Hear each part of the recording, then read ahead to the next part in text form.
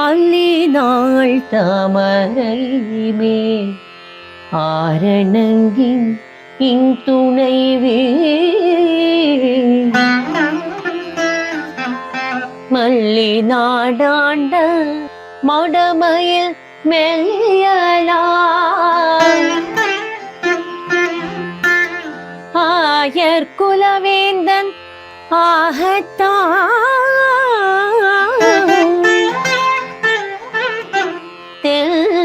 புதுவை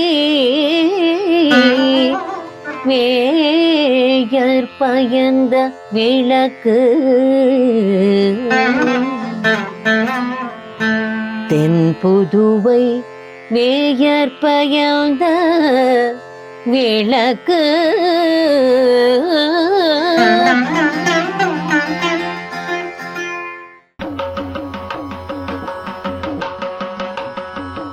श्रीमत्यै विष्णुचित्तार्य मनोनन्दनहेतवे नन्दनन्दनसुन्दर्यै गोदायै नित्यमङ्गलम् गोदायै नित्यमङ्गलम्.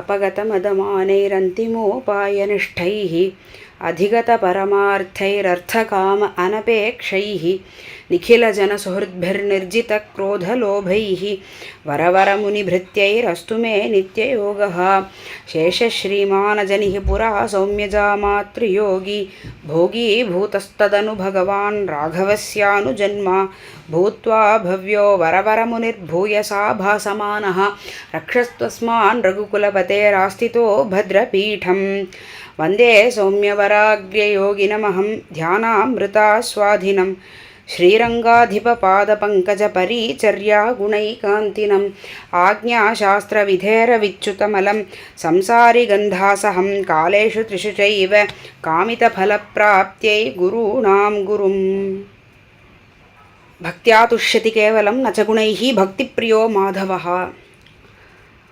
அப்படின்னு ஒரு வசனம் உண்டு, ஒரு ஸ்லோகம் உண்டு. எம்பெருமான் அடையறதுக்கு பக்தி அப்படிங்கிறது ஒன்று மட்டும் இருந்தால் போருமானது. நேற்றைய பதிவிலேயே அதுதான் பூர்வ பீட்டிக்கையிலேயே அடையான்னு சொல்லியிருந்தேன். பக்திங்கிறது கிளம்பிடுத்து அப்படின்னாலே ஞானமும் வைராக்கியமும் தன்னால் கிளம்பிடும் அப்படிங்கிறது தான் பாகவத மகாபுராணம் நமக்கு காட்டக்கூடிய ஒரு முக்கியமான பாடமாக அமைஞ்சிருக்கு. அதில் பக்தி நம்ம சம்பிரதாயம் முழுக்கவே பக்தர்கள்னால தான் நிறைஞ்சிருக்கு. பக்தி இல்லை அப்படின்னாக்கா ஞானம் இருந்தும் பிரயோஜனம் இல்லை. பக்தி இல்லை அப்படின்னாக்கா வைராக்கியம் மட்டும் இருந்து பிரயோஜனம் இல்லை. பக்தியோடு சேர்ந்த ஞானமும் வைராக்கியமும் தான் ஒன்று சேரும் அப்படிங்கிறது எல்லாரும் ஒத்துக்கக்கூடிய ஒரு பட்சமாக இருக்குது. அப்போ பக்தி ஒன்று இருந்துடுத்துன்னா போகிறோம், மீதி எதுவுமே தேவையில்லை, எந்த ஒரு சாதனையுமே தேவையில்லை, எந்த ஒரு அல்ப பலன்கள் எதுவுமே தேவையில்லை. அந்த பக்தி ஒன்று மட்டிலும் போகிறோம் பகவான் அடையிறதுக்கு. ஏழையாகவே இருக்கிற ஒருத்தரால் என்னத்தை பெருசாக கொண்டு போய் சமர்ப்பிச்சிட முடியும்? இல்லை வயோதிகர்களாக இருக்கிறவர்கள் தான் பெருமாளை போய் ஆசிரியிக்க முடியுமா அப்படின்னெல்லாம் பல கேள்விகள் இருக்குது. எல்லாத்துக்கும் நமக்கு உதாரணங்களும் இருக்குது சரித்திரங்கள் வாயிலாக. துருவனுக்கோ பிரகலாதனுக்கோ வயசு பெருசாக இல்லை, ஆனால் பகவான் ஆட்கொண்டான். அந்த மாதிரி சரித்திரங்கள் எவ்வளவோ இருக்குது. ஸ்திரீதான் திரௌபதி, அவளை ரட்சிச்சான். இந்த மாதிரி எந்த ஒரு பேதபாவமுமே இல்லாமல் ஒரு அபங்கம் கூட உண்டு. சாரே ஏகரூப நாஹி பேதபாவ அப்படின்னு ஒரு அபங்கம் உண்டு. எம்பெருமானுக்கு முன்னாடி எல்லாரும் சமம்தான். எங்கேயுமே பகவான் எந்த ஒரு துவேஷமும் பார்க்கறதில்ல. அத்தனை பேரையும் அப்படியே ஏற்றுக்கொள்கிறான். ஆனால் அந்த பகவானை அடையிறதுக்கு நமக்கு ஒன்றே ஒன்று வேணும், பக்தி.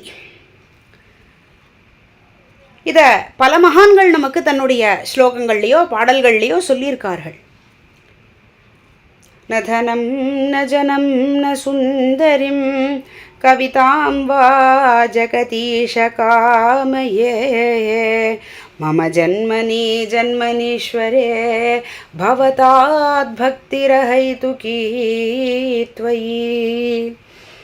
சுவாமி சைத்தன்ய மகாபிரபுவனுடைய சிக்ஷாஷ்டகம், ஒரே ஒரு அஷ்டகம்தான் அவருடைய ஆயுசில் அவர் பண்ணியிருக்கார். அதை தவிர அவர் காட்டின மார்க்கம் முழுக்க நாம சங்கீர்த்தனம் தான். வேற ஒன்றும் பெருசாக அவர் ஒரு சதகம் ஒன்று பண்ணினார், இல்லை ஒரு சகசிரம் ஒன்று பண்ணினார் அப்படின்லாம் ஒன்றும் கிடையாது. அஷ்டகம்னு ஒன்று பண்ணியிருக்கார், அவ்வளவுதான். அதில் சொல்லும் பொழுது அவர் சொல்கிறது இதுதான். ந தனம், பணங்காசு வேண்டவே வேணாம் பக்திக்கு. ந ஜனம், அஜ்ஞானிகளாவோ இல்லை பக்தி இல்லாத லௌகீகர்களாவோ இருக்கிறவர்கள் வேண்டவே வேண்டாம்.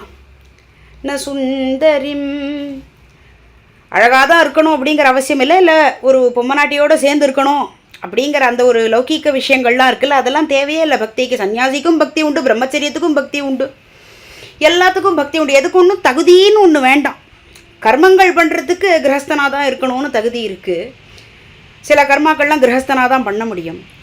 ஆனால் பக்தி பண்ணுறதுக்கு நீ கிரகஸ்தனாக தான் இருக்கணும்னு இல்லை, பிரம்மச்சாரியாக தான் இருக்கணுங்கிறது இல்லை, இல்லை ஒரு புருஷனாக தான் இருக்கணும், பொம்மநாட்டியாக இருக்கக்கூடாதுன்னு இல்லை. அதனால தான் பொம்மநாட்டியாக வேணும் விரும்பியிருக்கார்கள் அத்தனை பேரும் நாயிகா பாவத்தில். அதுக்காக தான் இப்போ இத்தனை விஷயமும் சொல்லின்னு இருக்கோம். ஒரு அசுரன் கூட பக்தி பண்ணினான். ஒரு அசுரன், அந்த அசுரன் சொல்கிறான் பகவானை எப்படி அடையலாம் அப்படின்னு வரும்பொழுது, அஜாத பக்ஷாமிவ மாதரம் ககாஹ, ஒரு சிறகே இல்லாத ஒரு பறவை. அந்த பறவைக்கு தன்னுடைய அம்மாவை அடையணும். அந்த அம்மாவுக்கு சிறகு இருக்குது, அது பறந்து போகிறது. இதுக்கு இன்னும் சிறகு முளைக்கலை, சின்ன பறவை, குஞ்சு அப்போ தான் பிறந்துருக்கு. அந்த குஞ்சு பறவைக்கு சிறகே இல்லைன்னா அது எப்படி அம்மாவுக்காக இப்படியே பார்த்து ஏங்கின்னு இருக்குமோ, அதுபோல் ஒரு பக்தன் ஏங்கணும். பகவானை அடையிறதுக்கு பக்தின்னு ஒன்று மட்டும்தான் இருக்கணும். அது அந்த குஞ்சுக்கு என்ன அப்படின்னாக்கா, அந்த அம்மாவனுடைய குஞ்சு பறவை அது ஒன்று தான் அதுக்கு தகுதி. அதனால அது அம்மாவுக்காக அது காத்துன்னு இருக்கு. பகவான் சர்வத்திர திரிபுவன சக்கரவர்த்தியாக இருந்த போதிலும் நமக்கெல்லாம் தகப்பனார், நம்மையெல்லாம் ஈன்றவர். அதனால் அந்த கிருஷ்ணனுக்காக நம்ம காத்துன்னு இருக்கணும். சரி, அடுத்ததாக ஒரு மாடு, ஒரு அசுரன் பேசுகிறான். இதெல்லாம் ஒரு அம்மா பறவைக்காக, தாய் பறவைக்காக எப்படி ஒரு குஞ்சு காத்துன்னு இருக்கணுமோ அதுபோல சன்யம் யதா வத்சதராம் க்ஷுதார்த்தா, ஒரு பசுமாடு இருக்குது. அந்த பசுமாடுக்கு ஒரு கன்றுக்குட்டி இருக்குது. அந்த கன்றுக்குட்டியை கட்டி போட்டிருக்கா. பசுமாடு வேற ஒரு இடத்துல கட்டி போட்டிருக்கா, இல்லாத எங்கேயோ தள்ளி இருக்குது. அப்போ என்ன அப்படின்னா, இந்த கன்றுக்குட்டிக்கு அம்மா கிட்ட போகணும், அம்மாவுக்கும் குழந்தை கண்ணை பார்க்கணும், அதெல்லாம் இருக்குது. அப்படி இருக்கும்பொழுது அதுக்கு என்ன ஒரு ஏக்கம் இருக்குமோ அதுபோல் என்னால் உன் நினச்சி ஏங்கிறதுக்காவது முடியணுமே, அந்த அளவுக்காவது பக்தி இருக்கணுமே இல்லையா? சரி, அடுத்ததாக நாயகி நாயகன். இது அந்த அசுரன் சொல்கிற விஷயம். அது பிரியம் பிரியேவ வியூஷிதம் விஷண்ணா, ஒரு பிரியை தன்னுடைய பிரியனுக்காக காத்துன்னு இருக்கா, தன்னுடைய காதலனுக்காக, நாயக்கனுக்காக காத்துன்னு இருக்கா. இப்போ இது மூணுத்துலேயுமே என்ன ஒரு விஷயம் அப்படின்னா, முதல்ல சொல்லப்பட்ட அந்த குஞ்சுக்கு சக்தி கிடையாது. போய் பறந்துண்டு போகணும், அம்மா கிட்ட போகணும் அப்படிங்கிற அந்த பறக்கணும் என்ன ரக்கையே கிடையாது. அதுக்கு அன்றைக்கி தான் குஞ்சு பொறிச்சிருக்கு, 2-3 நாள் தான் ஆறுது அப்படிங்கிறச்சே அதுக்கு பறக்க முடியாது, அதுக்கு சக்தி இல்லை. அதனால நான் பக்தி உண்டு மட்டும் வச்சுட்டுருக்கேன், அசக்தனாக இருக்கேன்ப்பா அரவிந்தாக்ஷா அப்படின்னு கூப்பிட்றான் அந்த அசுரன். மனோரவிந்தாக்ஷா, அரவிந்தாக்ஷா தாமரை கண்ணனே அப்படின்னு கூப்பிட்றான். அசக்தனாக இருந்த பொழுதிலும் நீ காப்பாத்துறியே. சரி, ரெண்டாவதாக சொன்ன அந்த மாடு விஷயத்தில் என்னன்னாக்கா, அதுக்கு சக்தி இருக்குது. அந்த கண்ணுக்குட்டியால் ஓட முடியும். ஆனால் அது பத்தப்பட்டிருக்கு, அதை கட்டி போட்டிருக்கா, பத்தப்பட்டிருக்கு. அதுபோல தான் நம்மளாலேயும், நம்மெல்லாம் பெரியவா தான், அடல்ட்டு அப்படின்னு சொல்லிக்கிறோம், நம்மெல்லாம் பெரியவாள் தான். அவாவாளுக்கு வயசாகுது, இந்த க்ஷணம் கிளம்பணும் அப்படின்னாக்கா கிளம்பலாமே, பத்ரிகாசிரமத்துக்கு போகலாமே, நேபாளத்துக்கு போய் அந்த சாலகிராம பெருமாளை போய் சேவிச்சுட்டு வரலாமே, கிளம்ப முடியும் நம்மளால். இப்போ என்ன சம்பாதிக்காமல் தான் இருக்கோமா? பெரும்பாலும் எல்லோரும் சம்பாதிச்சுட்டு தான் இருக்கோம். ஒரு யாத்திரைன்னு கிளம்பி போகலாமே அப்படின்னாக்கா பத்தப்பட்டிருக்கோமே சம்சாரத்தில் பத்தப்பட்டிருக்கோம். அதுதான் அந்த ரெண்டாவது விஷயம். கண்ணுக்குட்டியால் போக முடியும், மாடாலையும் கண்ணுக்குட்டிக்கிட்ட வர முடியும், ஆனால் பத்தப்பட்டிருக்கு, அதால் நகர முடியல. தாயே தந்தை என்னும் தாரமே கிளை மக்கள் என்னும் நோயே பற்றொழிந்தேன் அப்படியே இருக்க வேண்டியது தான். அது அந்த லௌகீகத்தில் பாந்தவியத்தோட பத்தப்பட்டு இருக்கிறது அந்த ஒரு விஷயம். மூணாவதோ அப்படின்னாக்கா பத்தப்பட்டும் இல்லை, ஒரு நாயகி தன்னுடைய நாயகனுக்காக காத்துன்னு இருக்காள். பத்தப்பட்டும் இல்லை, சக்தி இல்லாமலும் இல்லை. அந்த நாயகிக்கு சக்தியும் இருக்குது, அவளுக்கு எந்த ஒரு கட்டுப்பாடும் கிடையாது. நாயகி போகணுன்னா போகலாம், ஆனால் நாயகன் எங்கே இருக்கான்னு தெரியலையே, நாயகன் எங்கே இருக்கான்னு தெரியலையே, அவனை எங்கேன்னு தேடிட்டு போகிறது. இந்த இடத்துல இருக்கான்னு தெரிஞ்சு கொடுத்தோன்னா போகலாம். அதுதான் மடல் ஊறினார் திருமங்கை ஆழ்வார். பரகால நாயகியாக மாறி அதனால தான் மடல் ஊறினார். அந்த மாதிரி இந்த இடத்துல இருக்கான் அப்படின்னு தெரிஞ்சு கொடுத்தோம்னாக்கா நம்ம போகலாம். ஆனால் அந்த எம்பெருமான விபவமூர்த்தியாக எங்கே பார்க்குறது? அர்ச்சா திருமேனியாக சேவிக்கிறோம், வாஸ்தவந்தான். விபவமூர்த்தியாக எங்கே போய் பார்க்குறது அப்படிங்கிற அந்த ஒரு கேள்வி இருக்கு இல்லையா, அதுதான் இந்த மூணாவது விஷயம்.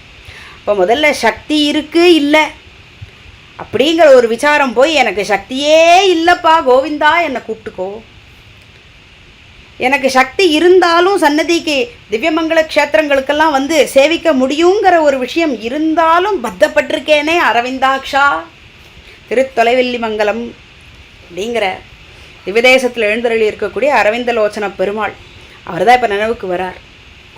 புண்டரீகாட்சன் சொல்கிறோம் இல்லையா, திருவள்ளர் எம்பெருமான்.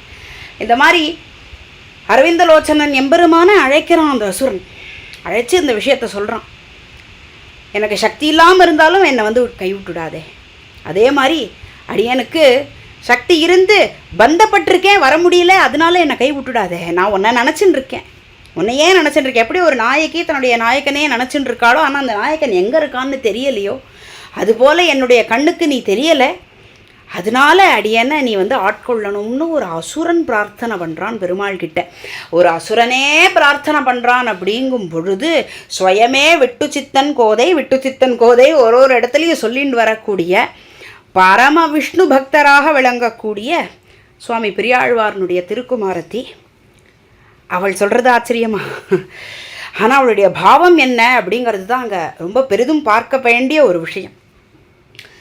நேற்றைய தினம் 5 பாசுரம் வரைக்கும் பார்த்து முடிச்சுருந்தோம். மற்றிருந்தீர்களுக்கு அந்த பதிகத்தில் 5 பாசுரம் ஆயிருந்தது. அதில் 5வது பாசுரத்தில் ஆச்சாரியன் விஷயங்களும் ஒரு சில 2 வார்த்தைகள் அடியன் பேசியிருந்தேன். இப்போ மேற்கொண்டு 6வது பாசுரம் பக்தி பக்தி பக்தி, அதே தழும்பி நிற்கக்கூடிய ஒரு பாசுரங்கள். அங்கங்கே இவாள்லாம் லௌகிக்கால்லாம் பிடிச்சி இழுக்கிறா, அக்கம் பக்கத்தினர்கள்லாம் பிடிச்சி இழுக்கிறா, உறவுக்காரெல்லாம் பிடிச்சி இழுக்கிறா. அதெல்லாம் இங்கேயே சொல்ல, இந்த மேற்கொண்டு வரக்கூடிய பாசுரங்கள்லையும் அவள் சொல்ல போகிறா. தன்னுடைய உறவுக்காரா அக்கம் பக்கத்தினரெல்லாம் பிடிச்சி லௌகிக்கத்துக்கு வா, வேற ஒரு பிள்ளையாண்டான கல்யாணம் பண்ணிக்கலாமே அப்படின்னு கேட்கக்கூடிய விஷயங்கள்லாம் வருது. அதுக்கு இவள் தைரியமாக பதில் சொல்கிறேன்னே சொல்கிறா. எனக்கு என்ன பயம் அப்படிங்கிறா இவள் இந்த இடத்துல. அப்பேற்பட்ட ஆச்சரியமான விஷயங்கள். அந்த எம்பெருமான் எந்தெந்த இடத்துலலாம் என்னென்ன லீலைகள்லாம் பண்ணானோ அந்த லீலைகளையெல்லாம் ஸ்மரிச்சுண்டே அந்த இடத்துக்கே என்னை கொண்டு போய் விட்டுடுங்கோன்னு நாச்சியார் கேட்டுக்கக்கூடிய ஒரு ஆச்சரியமான பதிகம் தான் இந்த பதிகம்.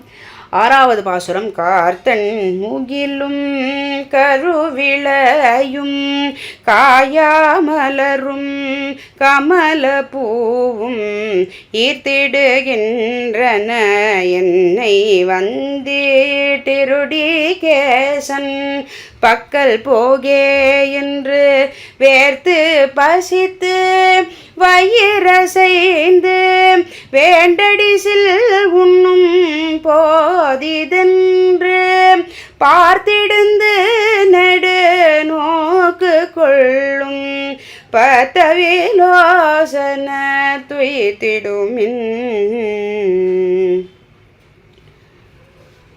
பத்தவிலோசனன் அப்படின்னு இந்த பாசுரத்தில் சொல்கிறா. பொதுவாக பக்தவத்சலன், அதுதான் பத்தவிலோசனன் அப்படின்னு அர்த்தம். பொதுவாக இதை முன்னாடி வந்த பாசுரங்கள்லாம் ஒரு இடத்த தானே சொன்னால், இந்த இடத்துல பெருமாளை சொல்லி பத்தவிலோசனத்தென்னை ஊற்றிடுமின்னு சொல்கிறாளே அப்படின்னா என்னங்கிற ஒரு கேள்வி வரும்.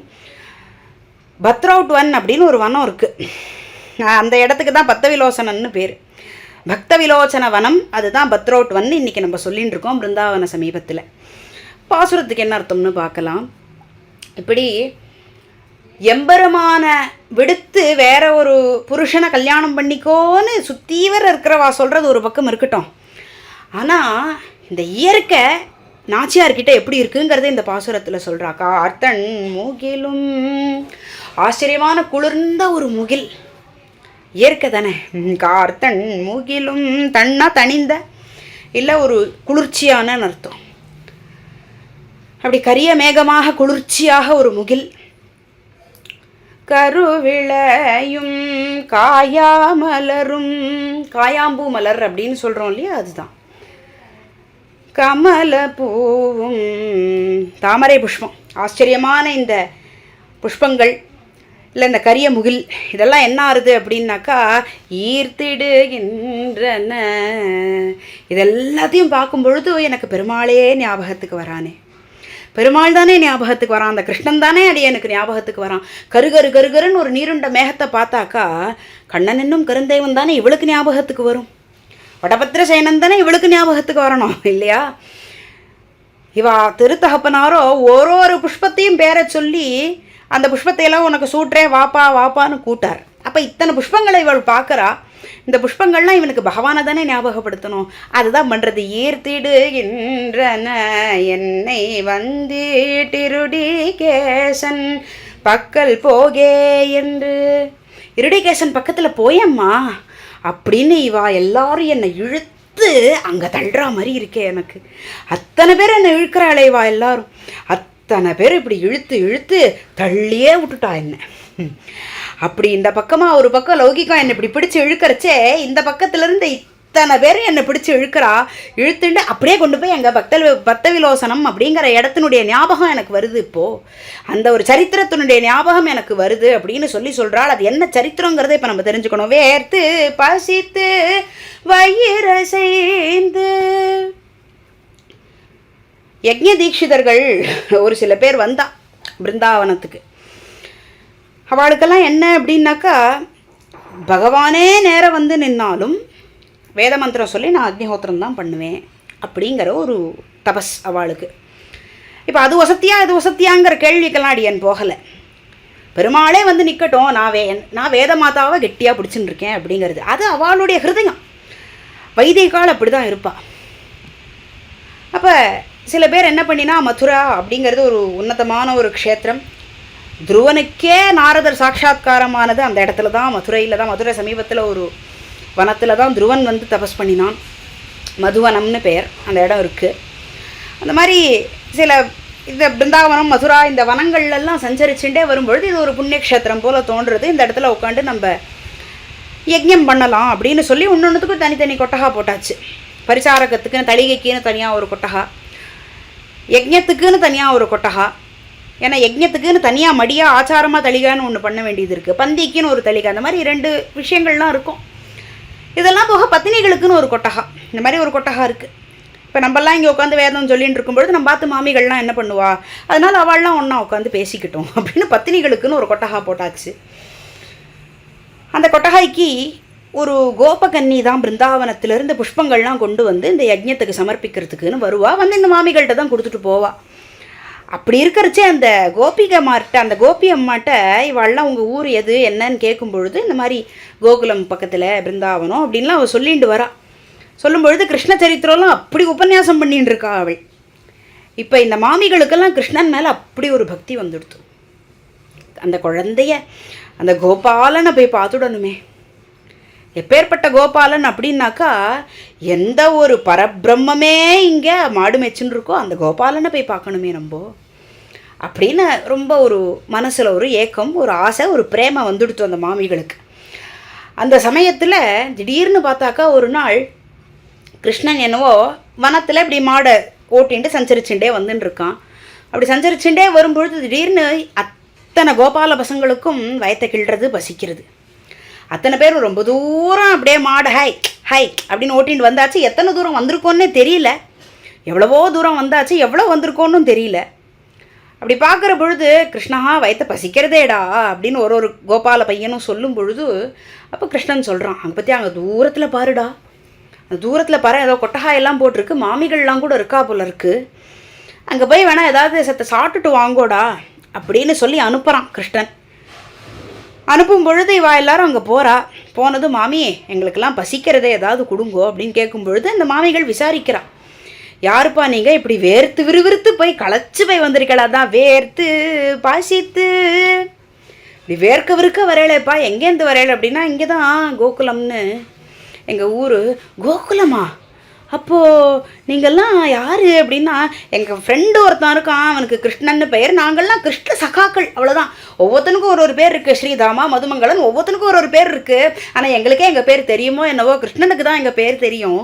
அதனால் எங்களை சொல்லிக்கும் பொழுது கிருஷ்ண சகாக்கள்னு சொல்லிட்டுருவோம். அப்படின்னது என்னது? கிருஷ்ணன் வந்திருக்கானா? கிருஷ்ணனே வந்திருக்கானா அப்படின்னா? ஆமாம் மாமி, அதுவும் அங்கே தான் இருக்கான். அப்படியா? அப்படின்னு இந்த மாமிகள்லாம் ஓடியே வந்துட்டான் கிருஷ்ணன்கிட்ட. அதுதான் பார்த்திருந்து நெடு நோக்கு கொள்ளும். இந்த இத்தனை கோபால பசங்களையும் அவன் அனுப்பிச்சது எதுக்காக அப்படின்னாக்கா, இந்த யஜ்ஞ பத்தினிகள் நம்மள்கிட்ட வரணுங்கிறதுக்காக தான். அவளுடைய ஹிருதயம் இவனுக்கே தெரியும். அவனும் இப்படி எட்டி நெடுதூரம் பார்த்துட்டே இருக்கானா, வராளா வராளா வராளா, இந்த யஜ்ஞ மாமிகள்லாம் வராளா, என்னையே நினச்சிட்டு எனக்காகவே இருக்காளே இவள்லாம் வராளான்னு பார்த்துட்டே இருக்கானாம். நம்ம திருக்கோளூர் வைத்தமாநிதி எம்பெருமானை போல. திருக்கோளூரில் வைத்தமாநிதி எம்பெருமான் பார்த்தோம்னாக்கா இப்படி கையை இப்படி வச்சுன்னு பார்த்துன்னு இருப்பார். அவருடைய திருமேனி அப்படி தான் அங்கே எழுதிருப்பார் அவர். அது என்ன அப்படின்னா, நம்ம பொதுவாக என்ன பண்ணுவோம், ஏதாவது ஒரு தூரக்க தெரியலன்னா கொஞ்சம் வயசானவாள்லாம் என்ன பண்ணுவோம், இப்படி கையை வச்சுட்டு பார்ப்பா இல்லையா? அதுதான் வைத்தமாநிதி எம்பெருமான். என் பக்தன் இன்னைக்கு வரானா, இன்னைக்கு எத்தனை பேர் நம்மளை பார்க்கறதுக்காக வரானோ அப்படின்னு நம்மளுக்காக எதிர்நோக்கி இப்படி பார்த்துட்டு இருக்கான் வைத்தமாநிதி எம்பெருமான். அதனால தான் அவனுடைய திருக்கரங்களில் இடது திருக்கரம் அப்படி இருக்கும். அதுதான் பார்த்திருந்து நெடுநோக்கு கொள்ளும். நெடுந்தூரம் இப்படி எட்டி பார்த்துட்டே இருக்கான் நான் கிருஷ்ணன். இந்த யஜ்ஞ பத்தினிகளோ என்ன தெரியுமா பண்ணினா, வயிறசைந்து கிருஷ்ணன் தொப்பையை தொட்டு பார்த்தாலாம். ஏன் கிருஷ்ணன் தொப்பையை தொட்டு பார்க்கணும் அப்படின்னா, அது யசோதையினுடைய பழக்கம். என்ன அப்படின்னா, பொதுவாக கிருஷ்ணனுக்கு வயிறு காலியாகவே இருக்கக்கூடாது. தின்னுன்னு எப்பொழுதும் அவன் வயத்தில் என்னமான இருந்துகிட்டே இருக்கணுமா. அதனால தான் அவன் வெண்ணெய் திருடுறது, நெய்யை திருடுறது, பாலை திருடுறது, அதெல்லாம் சரித்திரத்தில் ஃபிலாசபின்னு 1000 இருக்கலாம். ஆனால் யசோதையினுடைய பழக்கம் அது. கொஞ்சம் வயத்தில் ஏதாவது காலியாகிற மாதிரி இருந்தால் கூட வயிறு அசையுமா கிருஷ்ணனுக்கு. அதனால் அது ஃபுல்லாக இருக்கணும் எப்பொழுதுமே. கொஞ்சம் லேசாக அசைஞ்சுட்டா கூட, ஐயோ கிருஷ்ணா இருடாப்பா வயிற்று கொண்டு வரேன்னு உள்ளே போய் சாதத்தை தச்சி மம்ம கலந்து கொண்டு வந்துருவாளாம். அந்த மாதிரி. அதனால் இந்த யஜ்ஞ பத்தினிகளுக்கு அதெல்லாம் தெரியும். ஏன்னா ஏற்கனவே ஒரு கோபிமா சொல்லிட்டு போயிருக்கா. அதனால் என்ன பண்ணியிருந்தாலாம் இந்த யஜ்ஞ பத்தினிகள்லாம், கிருஷ்ணனுடைய தொப்பையை தொட்டு இப்படி அசைச்சு பார்த்தா, ஐயோ வைரசயர்தேடா கண்ணா, இந்தா உனக்கு மம்மு கொண்டு வந்திருக்கேன் அப்படின்னு கிருஷ்ணனுக்கு அன்னைக்கு யஜ்ஞ பத்தினிகள் மம்மு ஊட்டி விட்டா. அந்த இடத்துக்கு தான் பத்த விலோசனம் அப்படிங்கிற பத்ரௌட்வன் இன்னைய தேதிக்கு அதை பத்ரௌட்வன்னு சொல்கிறான். அப்பேற்பட்ட அந்த பத்ரௌட்வன்னுங்கிற பத்த விலோசனம் அப்படிங்கிற இடத்துல அந்த யஜ்ஞ பத்தினிகள்லாம் எப்படி அந்த கிருஷ்ணனை அனுபவிச்சு அவனுக்கு மம்மு ஊட்டினாலோ, அந்த இடத்துக்கே என்னை கொண்டு போய் விட்டுடுங்கோளே அப்படின்னு அழக்கூடிய ஒரு பாசுரம் தான் இது. அடுத்த பாசுரம், வண்ணம் திரிவும் மனங்குழைவும் மானமிலாமையும் வாய்வெழுப்பும் உண்ணலூராமையும் உள்மெலிவும் ஓத நீர்வண்ணன் என்பான் ஒருவன் தன்னந்தூழாயென்னும் மாலை கொண்டு சூட்ட தனியும் பிலம்பன் தன்னை பண்ணழிய பலதேவன் வென்ற பாண்டிவட தென்னை உயிர்த்திடுமின். இது ஒரு ஆச்சரியமான பாசுரம். விரகாவஸ்தை அப்படிங்கிறது எப்படி இருக்குங்கிறத இந்த பாசுரத்தில் சொல்கிறார். இப்படி அந்த யஜ்ஞ பத்தினிகளுடைய சிந்தனையிலேயே இருக்கிறவளுக்கு அந்த பத்ரௌட்வனுக்கு போகணுமே அப்படிங்கிற ஒரு விரகம் வந்துடுத்து. அப்படியே சுற்றி முற்றி பார்த்துக்கிறாள். இங்கே இத்தனை லௌகிய காலுக்கு மத்தியில் தானே இருந்துட்டுருக்கேன். வாசோ மூடேர் மலினமதிபிகி எறும்பியப்பா சொன்னார். மூடர்களுக்கு மத்தியில் இந்த சம்சாரத்தில் வாழ்ந்துட்டுருக்கேனே அப்படின்னு. அந்த மாதிரி இப்படியே சுற்றி முற்றி பார்த்தாக்கா இத்தனை எதிர்த்தாத்து மாமியும் பக்கத்தாத்து மாமியும் தானே இருக்கா, வந்து திருப்பி சொன்னதே தானே சொல்லின்னு இருக்கா அப்படின்னு தோணி அவளுக்கு இன்னும் விரகாவஸ்தை ஜாஸ்தியாக போயிடுத்து. அப்போ என்ன ஆகுது அப்படின்னா, மனம் குழையிறது. போன பாசுரத்தில் கிருஷ்ணனுக்கு தொப்பை குழையிறதை பற்றி பேசினாவோ. ஒரு பொதுவாக எப்போ தொப்பை குழையிறதுன்னு சொல்லுவோன்னா, ஒரு இல்லாமை வயத்தில் வந்து ஒரு பசியோடு இல்லை வயத்தில் ஒன்றும் இல்லாமல் இருந்ததுனாக்கா தொப்பை குழஞ்சிருக்குன்னு சொல்லுவோம். அந்த மாதிரி தன்னுடைய விரகாவஸ்தையை இங்கே வெளிப்படுத்துகிறாள். மனங்குழையும் ஹிருதயம் முழுக்க கிருஷ்ணனே நிரம்பி இருக்க அந்த கிருஷ்ணனை வேண்டான்னு இவெல்லாம் சொல்லும் பொழுது இந்த நாச்சியாரனுடைய ஹிருதயம் உருகி போயிடுதான், குழஞ்சு போயிடுது ஹிருதயம். கோவிந்தா என்னை எப்பப்பா வந்து கூப்பிட்டுப்ப அப்படின்னு குழையிறது தான். அதுதான் இங்கே சொல்கிறான். மனங்குழையவும் மானமிலாமையும் வாய் வெளுப்பும். பொதுவாகவே ஒரு விரகாவஸ்தை அப்படின்னு இருந்தால் ஒரு வச்சனம் ஒன்று சொல்லுவா. என்னென்னா பல்லில் தண்ணி படாமல் இருக்கான்னு சொல்லுவா. அது என்னென்னா தீர்த்தம் கூட சாப்பிட்லன்னு அர்த்தம். தீர்த்தம் கூட சாப்பிடாமல் இருக்கிறது. அப்போ என்ன ஆகுது அப்படின்னாக்கா வாய் வெளுப்பு. எங்கே ஒருத்தருக்கு யாருக்கு ஒருத்தருக்கு ரத்த சோகை இருக்குமோ அவளுக்கு வாய் வெளுத்துருக்கும். அந்த அதரங்கள் பொதுவாக ஒரு சிவப்பு கலரில் இருக்கணும் இல்லையா, அந்த மாதிரி இல்லாமல் வெளுத்து போயிருக்கும், ஒரு வெளிரி போயிருக்கும் அதரங்கள். அப்படி இருக்குன்னா ரத்த சோகை இருக்குதுன்னு ஒரு அர்த்தம். இன்னொன்று மனம் குழஞ்சிருக்குன்னு அர்த்தம், ஹிருதயம் குழஞ்சிருக்குன்னு அர்த்தம். அது இருந்தால் தான் திருவதரங்கள் அப்படி மாறும். அப்படி ஆயிருக்கான் தனக்கு சொல்கிறான். தீர்த்தமும் சாப்பிடலை, மனசும் குழஞ்சு போயிருக்கு. உண்ணலூராமையும் ஒரு ஆகாரம் எனக்கு போகலை, ஆகாரமே போகலையே, எதுவுமே பிடிக்கலை, லௌகிக்கத்தில் எதுவுமே பிடிக்கலை. அப்படிங்கும் பொழுது உள்மெலிவும் புறமெலிவை பற்றி இங்கே பேசலை.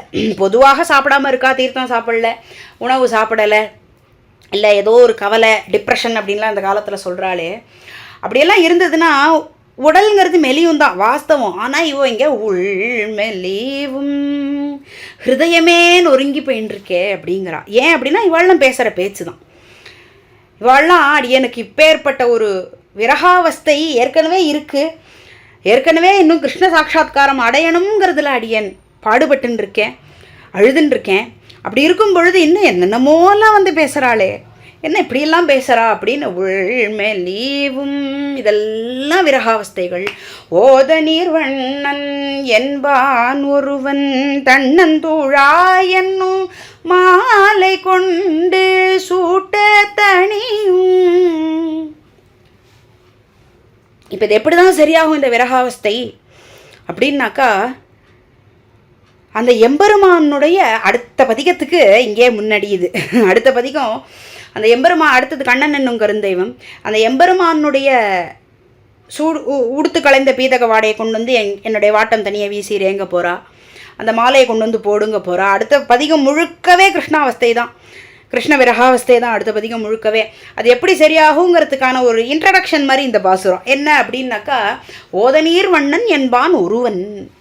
நேற்றைய தினமே சொன்ன மாதிரி ஒருவன், அந்த எம்பெருமான் ஒருவனே. அந்த எம்பெருமானுடைய தன்னந்துழாய் என்னும் மாலை, துழாய் மாலை, துழாய்னா நமக்கே தெரியும் திருத்துழாய், துளசி. அந்த எம்பெருமான் சூட்டி களைந்த அந்த திருத்துழாய் மாலையை கொண்டு வந்து என் மேலே போட்டுட்டேள்னாக்கா, வாட்டம் தனிய அதான் சூட்ட தனியும் அடியன் மேலே போட்டுட்டேள்னாக்கா, அதை சூட்டின்ட்டேன்னாக்கா போகிறோம், என்னுடைய இந்த விரகாவஸ்தை எல்லாம் தணிஞ்சு போயிடுமே. சரி, அப்போ தணிஞ்சுண்டா என்ன பண்ணுவேன் அப்படின்னாக்கா, அடுத்து நான் பாண்டீரவனத்துக்கே போயிடுவேன் அப்படிங்கிறா. தான் பாண்டிவடம் அப்படிங்கிறது பாண்டீர்வன் அப்படின்னு இந்த இன்றைய தினத்தில் சொல்கிறோம் நம்ம. இது எல்லாமே பிருந்தாவனத்தினுடைய அவுட்ஸ்கட்ஸ்ன்னு சொல்கிறோம் இல்லையா, அந்த மாதிரியான இடத்துல அமைஞ்சிருக்கு. பாண்டீரவன், பத்ரௌட்வன், இதெல்லாமே. இந்த பாண்டீரவனத்தில் ஒரு விஷயம் நடந்தது, அதுதான் இந்த சரித்திரம். என்னன்னாக்கா, பலதேவரனுடைய சரித்திரம் இங்கே காண கிடைக்கிறது. பொதுவாக ஒரு அந்த நாளில் அந்த இடைய பசங்கள்லாம் ஒரு விளையாட்டு ஒன்று வச்சுட்டு இருந்தா. என்ன விளையாட்டுன்னா, ஏதோ ஒரு எந்த விளையாட்டாவனா இருக்கட்டும், அந்த விளையாட்டில் யாராவது தோற்று போயிட்டா அப்படின்னாக்கா, தோத்தவன் ஜெயிச்சவனை தூக்கி தோளில் வச்சுண்டு கோகுலத்திலேருந்து கிளம்பி அந்த பாண்டீரவனத்துக்கு வரைக்கும் போகணுமா. அதான் பாண்டிவடம்னு சொல்கிறா இல்லையா, அந்த பாண்டீர்வன். அந்த பாண்டீரவனம் வரைக்கும் லொங்கு லொங்கு லொங்கு லொங்கு நடந்துட்டு போகணும். ஒரு சமயத்தில் என்ன ஆச்சு அப்படின்னாக்கா, பொதுவாகவே கிருஷ்ணன் தான் தோற்று போவான். ஏன் அப்படின்னாக்கா, அவனுக்கு தன்னுடைய கோப பசங்களை தன் தோளில் சுமக்கணும்னு அவனுக்கு ஆசை. பொதுவாகவே ராமாயணத்தை சொல்லும் பொழுது பௌராணிக்கால் எல்லாருமே ஒரு விஷயத்தை ஆச்சரியமாக சொல்லுவாள். என்ன அப்படின்னாக்கா, சேதுபந்தனம் நடந்த அந்த சமயத்தில் பகவான் ஒரு டெஸ்ட் மாதிரி பண்ணிட்டான் போல இருக்கு அப்படின்னு சொல்லுவாள். சேது கரையோரத்தில் சயனிச்சுட்டான் இல்லையா, அந்த மாதிரி அது ஒரு டெஸ்ட் மாதிரி பண்ணிட்டான் போல இருக்கு பகவான் அப்படின்னு சொல்லுவாள். தனக்குத்தானே ஒரு சிக்ஷை. அந்த மாதிரி இந்த இடத்துல கிருஷ்ணன் நாளைக்கு தேரில் ஏற போகிறானே அர்ஜுனன், அவனுக்கு தேர் ஓட்டின்ட்டு போகணுமே. அப்போ அது பொதுவாக தேரோட்டி சுமக்கிறதுன்னு தான் சொல்லுவாள். அந்த மாதிரி அர்ஜுனனை நாளைக்கு நம்ம தேரில் சுமந்துட்டு அந்த குதிரையை அப்படி சல் சல் சல் சல்னு ஓட்டின்ட்டு போகணுமே, அதுக்கு இங்கேயே டெஸ்ட் பண்ணிட்டான் போல இருக்கு கண்ணன். அந்த மாதிரி ஒரு பையன், அந்த பையன் ஜெயிச்சுட்டான், கண்ணன் தோற்று போயிட்டான். இந்த இடத்துல என்ன இருக்குது அப்படின்னாக்கா, பிரலம்பாசுரன் ஒரு அசுரன். பொதுவாக எப்படியோ அந்த கம்சன் யாரையோ ஒருத்தரை மாற்றி ஒருத்தர் அமிச்சுட்டே தான் இருப்பான். இவாளை பூத்தனை ஆரம்பித்து சகடாசுரன், விருத்ராசுரன், எத்தனையோ அசுரர்கள் வந்தாச்சு. அது மாதிரி இங்கே பிரலம்பாசுரன் ஒரு அசுரன். அந்த பிரலம்பாசுரன் என்ன பண்ணிட்டான் அப்படின்னாக்கா, பலதேவரோட போட்டி போட்டுருந்தான். பலதேவர் ஜெயிச்சுட்டார். அப்போ என்ன ஆகணும், பிரலம்பாசுரன் தான் அவரை பலதேவரை தோளில் சுமந்துட்டு போகணும் இல்லையா. கிருஷ்ணன் வேற ஒரு பையனை தோளில் சுமந்துட்டு போயின்னு இருக்கான். அப்படியே சுமந்துட்டு போக போக பலதேவருக்கு ஒரு குஷி. என்னன்னாக்கா, கிருஷ்ணனும் கொழுக்கு முழுக்குன்னு இருப்பான், அவனால் ஃபாஸ்ட்டாக ஓடி வர முடியாது. ஆனால் இந்த பிரலம்பாசுரனும் அப்படின்னாக்கா, அவனுடைய எண்ணம் இப்போ பலதேவரை எப்படியாவது தீத்துடணும் அப்படிங்கிறது தான். அதனால் அவன் வேகமாக ஓடிட்டான். முதல்ல பலதேவர் கொஞ்சம் குஷி தான் படுறார். அவர் சின்ன பையன், குஷி தான் படுறார் பலராமரும். திடீர்னு பார்த்தாக்கா அந்த பிரலம்பாசுரன் ஹைட்டு ஏறிண்டே போய் தமால்னு மேலே போயிட்டான். அப்படியே மேலே திடீர்னு பார்த்தா குப்புன்னு மேலே ஆகாசத்துக்கு குதிச்சுட்டான் பிரலம்பாசுரன். வாஸ்தவத்தில் பலதேவரால் அவராலேயே சம்ஹாரம் பண்ணியிருக்க முடியும். ஆனால் கிருஷ்ணனுடைய திருவாக்குனால் ஒரு உத்தரவு மாதிரி வாங்கிட்டு சம்ஹாரம் பண்ணலாம்னு பலதேவர் என்ன பண்ணினார், ஐயோ கிருஷ்ணா என்னவோ ஆயிடுத்தேப்பா பயமாக இருக்கே அப்படின்னு ஒரு கத்தலாப்பில் கத்தி, ஏன்னா கிருஷ்ண வாயால் வரட்டுமே, இல்லை ஒருவேளை கிருஷ்ணன் நீ ஏன்னா அவனை கொன்ன, நான் தான் பார்த்துருப்பேனே அப்படின்னு சொல்லிட்டான்னாக்கா எங்கே போகிறது. அவரோ ஸ்வயமே திருவனந்தாழ்வான்.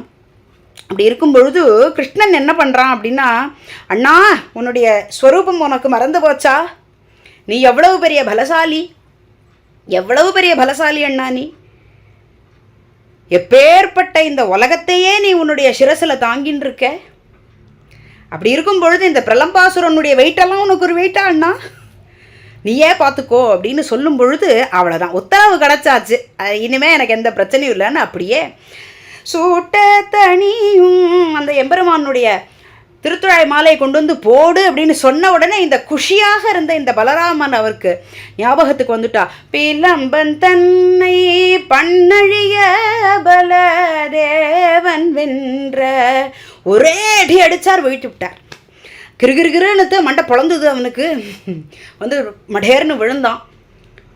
அதுக்கப்புறம் அங்கே மிச்ச கோப பசங்கள்லாம் ஒரு ஜெயஹோ ஜெயஹோ அப்படின்னு ஒரு ஜெயகோஷம் போட்டு அப்படி ஒரு சரித்திரம் நடந்தது. அந்த சரித்திரம் நடந்த இடம்தான் பாண்டிவட தென்னை உய்திடும். அந்த பலதேவர் தானே இவளுடைய அண்ணா, உடையவர் தானே, கோதாகிரஜர் அப்படின்னு தானே அவருக்கு திருநாமம். அதனால் தன்னுடைய அந்த திருவனந்தாழ்வானுடைய வைபவம், பலதேவனுடைய வைபவம், அதெல்லாம் இவளுக்கு அங்கே நினைவுக்கு வர, அங்கே கொண்டு போய் அடியனை விட்டுடுங்கோளேன், அங்கேயே கொண்டு போய் விட்டுடுங்கோளேன் அப்படின்னு இவள் ரொம்ப கதறாள். சரி, இவள் இப்படியெல்லாம் கதறதை பார்க்குறதும் இந்த மாமிகளுக்கு பொறுக்கலை. அவளும் குத்தம் சொல்ல முடியாது, தன்னுடைய பொண்ணுடைய ஃப்ரெண்டு தான் ஆண்டாள் இல்லையா, ஆண்டாளுடைய தோழிமார்களுடைய அம்மாக்கள் தான் இவள்லாம். இவள்லாம் என்ன தெரியுமா சொல்கிறா, என்னடி பெருசா கண்ணன்கரிய, அவன் என்ன ஏதாவது ஒரு உன்னை பெரிய ஒரு நல்ல உத்தியோகம் பார்த்துட்டு, ஒரு ஐடி கம்பெனி மாதிரி நல்ல ஒரு உத்தியோகம் பார்த்துட்டு அப்படி இருக்கிற மாதத்துக்கு 1,00,000 2,00,000 அப்படி சம்பாதிக்கிற ஒரு பிள்ளையாண்டானுக்கா பார்த்து உன்னை கல்யாணம் பண்ணி கொடுக்கணும்னு பார்த்தாக்கா இந்த கண்ணன்னே சுத்தரியே. அவன் என்ன இடைய பையன், கோபால பையன், அவன் என்ன பண்ணுறான், மாடு தான் மேய்க்கிறான், என்ன பெரிய சம்பாத்தியம் வந்துட போகிறது. சரி, அந்த காலத்தில் இதெல்லாம் உண்டு, சாதியெல்லாம் பார்த்து கல்யாணம் பண்ணி கொடுக்கறது அப்படிங்கிறது அந்த காலத்தில் உண்டு. அப்படி இருக்கும்பொழுது அவனுக்கு ஒரு வீடு வாசலாவது இருக்கா அப்படின்னா, சரி ஒன்று சம்பாத்தியம்தான் இல்லை, அது இருக்கோ என்னமோ தெரியல, என்ன சொத்து இருக்குன்னா அது பார்க்க வேண்டாமா, ஒரு பூர்வர்களுக்குன்னு ஏதாவது சொத்து இருக்கா, பித்ருபைத்தார்ஜிதமான சொத்து ஏதாவது இருக்கா, அதுவாவது பார்த்து கல்யாணம் பண்ணி கொடுக்கணும், அதுவும் இல்லை. சரி, அவனுக்கு தன்னிச்சையாக இண்டிபெண்ட்டாக எதாவது பண்ண தெரியறதானா? இல்லை, அம்மா வந்து கட்டி போட்டாக்கா அந்த உரலோடு அப்படியே உட்காண்டிருக்கான். இண்டிபெண்ட்டாக இருக்கவும் தெரியல. இதெல்லாம் அந்த காலத்திலேயே பேசியிருக்கா. நம்ம என்னவோ நினச்சின்னு இருக்கோம், இந்த காலத்துலாம் பெண்கள் ரொம்ப டிமாண்ட் வைக்கிறா அப்படின்னு நினச்சின்னு இருக்கோம். அந்த காலத்திலே மாமிகள் இதெல்லாம் சொல்லியிருக்கா. ஒரு இண்டிபெண்ட்டாக கூட இருக்க தெரியல அவனுக்கு. அப்படி இருக்கும் பொழுது நீ அவனை போய் கல்யாணம் பண்ணிக்கணும்னு ஆசைப்படுறியே அப்படிங்கிறதுக்கு பதிலடியாக வைத்தறிச்சலோடு இந்த பாசுரத்தை பேசுகிறாள்னு வியாக்கியானம். கற்றினம் மேய்கிலும் மேய்க பெற்றான் காடுவாழ் சாதியும் ஆக பெற்றான் பற்றி ஊரலிடையாப்பும் உண்டான் பாவிகாள் உங்களுக்கேச்சு கோலோ. பாவிகாள்னு அழைக்கிறாங்க அத்தனை பேரையும். ஏன் பாவிகாள்னு அழைக்கணும் அப்படின்னாக்கா, என்னுடைய பகவத் பக்திக்கு நீங்கள்லாம் இவ்வளவு பெரிய இடைஞ்சல் பண்ணுறீங்களே, அப்போ நீங்கள்லாம் பாவிகாள் தான் அப்படிங்கிறா. அவன் மாடு தான் மேய்க்கிறானா, எனக்கு பிடிச்சிருக்கே, நான் கேட்டேன் மாமி. சரி, அவன் காடுலேயே வாழ்ந்துட்டுருக்கான், அவனுக்கு நாட்டில் ஒரு வீடு, சிட்டியில் ஒரு வீடு இருக்கா அப்படின்னு கேட்குறேளே, அதை பற்றி நான் விசாரப்பட்டேனா? நான் விசாரப்படலையே. சரி, அவன் கட்டுப்பட்டிருக்கான் அப்படின்னு சொல்கிறேளே, அதை பற்றியும் நான் விசாரப்பட்டேனா? அவன் டிபெண்ட்டாங்கிறதெல்லாம் நான் விசாரப்பட்டேன்னா? வாஸ்தவத்தில் இருக்கிறதுலையே இண்டிபெண்ட் சுதந்திரன் அவன்தான். அப்படி இருக்கிறச்சு அந்த விசாரம் நான் என்ன படணும்? ஹே பாவிகாள், உங்களுக்கு என்ன, உங்களுக்கு ஏன் இந்த பேச்செல்லாம்? ஏண்டிம்மா குழந்தை இப்படியெல்லாம் பேசுகிற? அப்போ இதெல்லாம் பார்க்காம தான் நீ கல்யாணம் பண்ணிக்க போறியா அப்படின்னா, நீங்கள்லாம் பார்க்குறது அவனுக்கு சொத்து பத்து இருக்கா, பணங்காசு சம்பாதிக்கிறானா, மாதம் ₹1,00,000 சம்பாதிக்கிறானா, இதெல்லாம் தான் நீங்கள் பார்க்குறேள். நான் பார்க்குற விஷயமே வேறு அப்படின்னு சொல்கிறான். அப்போ அப்படி என்ன பார்க்குற அப்படின்னாக்கா, கற்றன பேசி வசையுனாதே காலிகளுய மழை தடுத்து கொற்ற கூடையாக ஏந்தி நின்ற கோவர்தன தென்னை உயிர்த்திடுமின். ஒரு கல்யாணங்கிறது எப்படி பண்ணணுங்கிறத இந்த பாசுரத்தில் சூச்சனமாக சொல்கிறாள் அவள். அவன் எவ்வளவு சம்பாதிக்கிறான், வீடு இருக்கா, சொத்து பத்து இருக்காங்கிறது முக்கியம் இல்லை, காப்பாற்றுவானாங்கிறது தான் முக்கியம். தன்னை நம்பி இந்த ஒரு கோத்திரத்துலேருந்து இன்னொரு கோத்திரமே மாறி வராளே ஒரு பொண்ணு, தான் பிறந்த இடத்தையே விட்டுட்டு, தான் பழகின மனுஷாலையே விட்டுட்டு, தன்னுடைய சகோதர சகோதரிகளையே விட்டுட்டு, தன்னுடைய ஸ்நேகத்தையே எல்லாத்தையும் விட்டுட்டு யாருக்காக வரா, யாரை நம்பி வரான்னா அந்த கணவன்கிற ஒரே ஒரு உறவை தானே நம்பி வரா. அந்த பர்த்தா தானே அப்போ எல்லா விஷயத்துலையும் காப்பாற்றணும், அத்தனையிலையும் காப்பாற்றணுமே அந்த பர்த்தா. முதல்ல மனசுனால இது உண்ணா அப்படிங்கிற ஒரு நம்பிக்கையை வர வைக்கணுமே. அப்போ எப்படி காப்பாற்றுறாங்கிறத அறிஞ்சு கல்யாணம் பண்ணிக்கணுமே தவிர என்ன இருக்குன்னு பார்த்துட்டு கல்யாணம் பண்ணிக்க கூடாதுன்னு இந்த பாசுரத்தில் சொல்கிறான். எப்படிமா காப்பாற்றுவானவன் அப்படின்னு கேட்டதுக்கு பதில் சொல்கிறாள், கொற்றக்குடையாக ஏந்தி நின்ன கோவர்தனத்தென்னை உய்த்திடுமின். அதுதான் அங்கே விஷயமே. ஏன் அந்த ஒரு மழை பெஞ்சு அந்த கோப்பர்களுக்கு தான் 4 சளி பிடிச்சி லுக்கு லுக்குன்னு இருமினாலோ இல்லை அச்சு பிச்சுன்னு தும்பினாலோ தான் என்ன, இருமலோ தும்மலோ அந்த கோப்ப குட்டிகளுக்கெல்லாம் வந்தால் என்ன அப்படின்னு விட்டானா அவன்? இல்லையே. என்னை நம்பி இருக்கிற என் குழந்தைகளுக்கு, இந்த ஆயர் சிறுமியருக்கு எதுவும் ஆயிடக்கூடாது அப்படின்னு சொல்லிண்டு ஆச்சரியமாக தூக்கிண்டு நின்னானே பார்க்கணும்.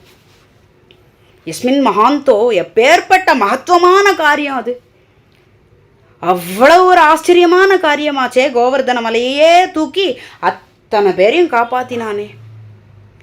அப்படி இருக்கும் பொழுது எப்படி காப்பாற்றுவான்னு பார்த்து தான் கல்யாணம் பண்ணிக்கணுமே தவிர எவ்வளவு சம்பாதிக்கிறான்னு பார்க்கக்கூடாது அப்படின்னு இந்த மாமிகளுக்கெல்லாம் பதிலடி கொடுத்து, உங்களுக்கெல்லாம் எதுக்கு இந்த வம்பு, வேணவே வேணாம், கிளம்பி போங்கோ அப்படின்னு ஒரு அடிக்கொதிப்போடு பேசுகிற பாசுரம் தான் இந்த பாசுரம். அடுத்து ரொம்ப ஆச்சரியமான ஒரு பாசுரம் சொல்கிறாள். இத்தனை பாசுரம் வரைக்கும் மதுரா பிருந்தாவனம் அதை சுற்றி இருந்த அந்த இடங்கள் அதெல்லாமே மங்களாசாசனம் பண்ணிண்டு அந்த இடத்துக்கே அடி என்னை கொண்டு போய் விட்டுடுங்கோ அப்படின்னு சொல்லிகிட்டே வந்த நாச்சியார் இந்த பாசுரத்தில் கிருஷ்ணனுடைய உத்தரபாகத்தில், கிருஷ்ணனுடைய வாழ்வினுடைய உத்தரபாகத்தில் என்னென்னலாம் நடந்ததோ, எந்த இடத்துல நடந்ததோ அந்த இடமான வன்துவரையை இந்த பாசுரத்தில் மங்களாசாசனம் பண்ணுறா. ரொம்ப அழகான பாசுரம் இது. கூட்டிலிருந்து கிளிய போதும் கோவிந்தா கோவிந்தா என்றழைக்கும் ஊட்டக்கூடாது செருப்பனாகில் உலகளந்தான் என்ன உயர கூவும் நாட்டில் தலைப்பழி எய்தி உங்கள் நன்மை இழந்து தலையிடாதே சூட்டுயர் மாடங்கள் சூழ்ந்து தோன்றும் துவராபதிக்கென்னை உய்த்திடுமின். பொதுவாகவே நம்ம நாச்சியாரை சேவித்தோம் அப்படின்னா அவளுடைய கையில் ஒரு கிளி வச்சுருப்பா. அந்த கிளியை பேசுகிறாள்னு எடுத்துக்கலாம்.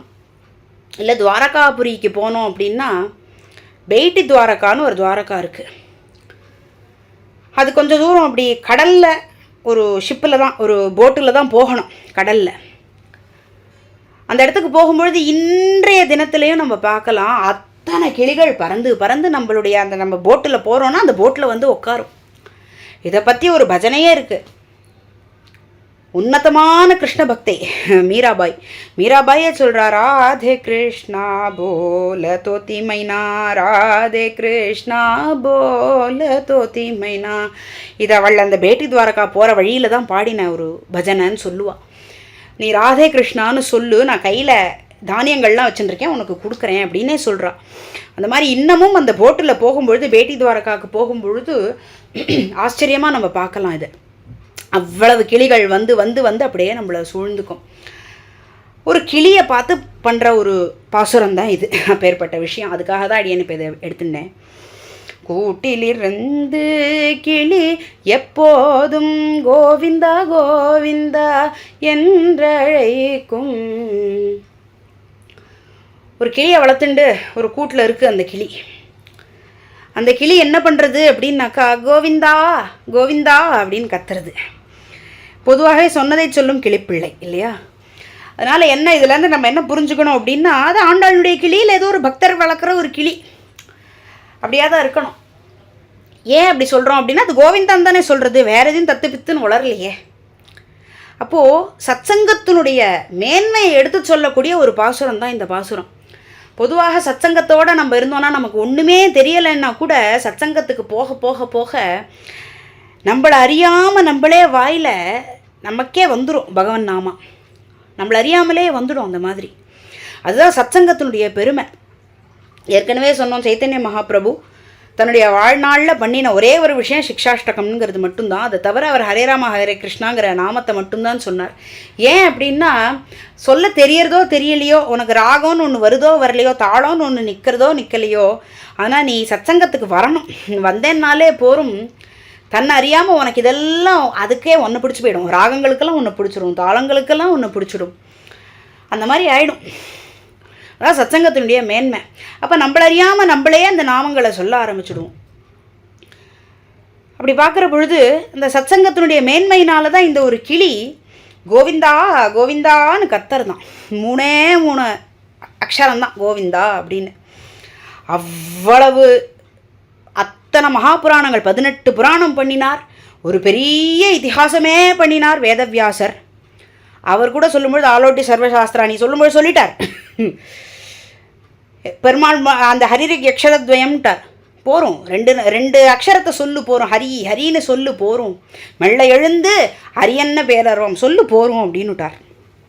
ஆண்டாளே சொன்னது தான் அது. அந்த மாதிரி அந்த எம்பெருமானுடைய நாமத்தை சொல்லிகிட்டே இருந்தாலே போகிறோம், ஒரு கிளிக்கு கூட அது தன்னடியாக வந்துடும். அதுதான் சத்சங்கத்தினுடைய மேன்மை. இந்த ஒரு பாசுரம் சரமபருவ நிஷ்டையாகவும் எடுத்துக்கலாம். அதை இந்த பாசுரத்தை ஆண்டாள் பரமாக பேசிட்டு அதுக்கப்புறம் சரமபருவ நிஷ்டை பரமாடியன் பேசுகிறேன். அப்படி அந்த ஒரு கிளி, அந்த கிளி கோவிந்தா கோவிந்தா அப்படின்னு அழைக்கிறது. அப்படி அதை அழைச்சதும் என்ன ஆறுது அப்படின்னாக்கா, ஊட்டக்கூடாது.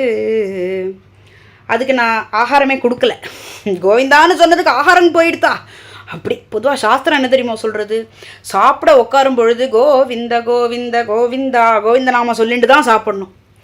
சாதம் நமக்கு பரிமாறுறதுக்கு வரா இல்லையா, அந்த கேப்பில் சும்மா உட்காரக்கூடாது, கோவிந்த நாமா சொல்லிட்டு சாப்பிடணும் அப்படிங்கிறது சாஸ்திரம்.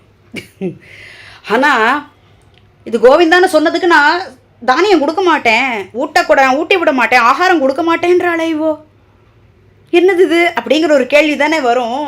ஏன் ஆகாரம் கொடுக்க மாட்டா அப்படிங்கிறதுக்கு சுவாபதேசத்தில் வருது நமக்கு. என்னன்னா, இந்த ஆண்டாளோ நாச்சியாரோ இத்தனை பேர் இப்படி ஏசி, இத்தனை பேர் என்னென்னவோலாம் சொல்லிண்டு அவளுடைய ஹிருதயத்தை போட்டு பிளக்கிறார்கள் இல்லையா, அதனால இத்தனை பேருக்கு மத்தியில் எனக்கு கோவிந்தான்னு சொல்கிறதுக்கு ஒரு கிளி இருக்கே, இஹ சந்தோன வாசந்தின்னு நான் சீதம்மா சொன்னா அதை ராமாயணத்தில். இங்கே சாது புருஷர்களே யாருமே இல்லையே, இஹ சந்தோன வாசந்தி, இங்கே யாரும் சாத்வீக புருஷர்களே வாசமே பண்ணலையாப்பா அப்படின்னு கேட்குறா இலங்கையில் உட்காந்துண்டு. அந்த மாதிரி இப்போ இவளுக்கு அந்த மாதிரி ஆயிடுத்து. இத்தனை பேர் என்னென்னமோ பேசுறச்சே திடீர்னு அவள் வளர்க்குற அந்த கிளி கோவிந்தா கோவிந்தா அப்படின்னதும் இவளுக்கு ஒரு க்ஷணம் அந்த பாவம் வந்துடுத்து. அப்படியே கையை கூப்பிண்டு இவள் கோவிந்தான்னுட்டாள், அப்படியே சரிஞ்சுட்டாளாம். அதனால் என்ன ஆயிடுத்து அப்படின்னாக்கா, இவள் சரிஞ்சுட்டா, அதனால் அதுக்கு ஊட்டலை, அதனால தான் ஊட்டக்கூடாது, அதனால தான் அதுக்கு ஒரு ஆகாரம் கூட கொடுக்க முடியலையா ஆண்டாளால்.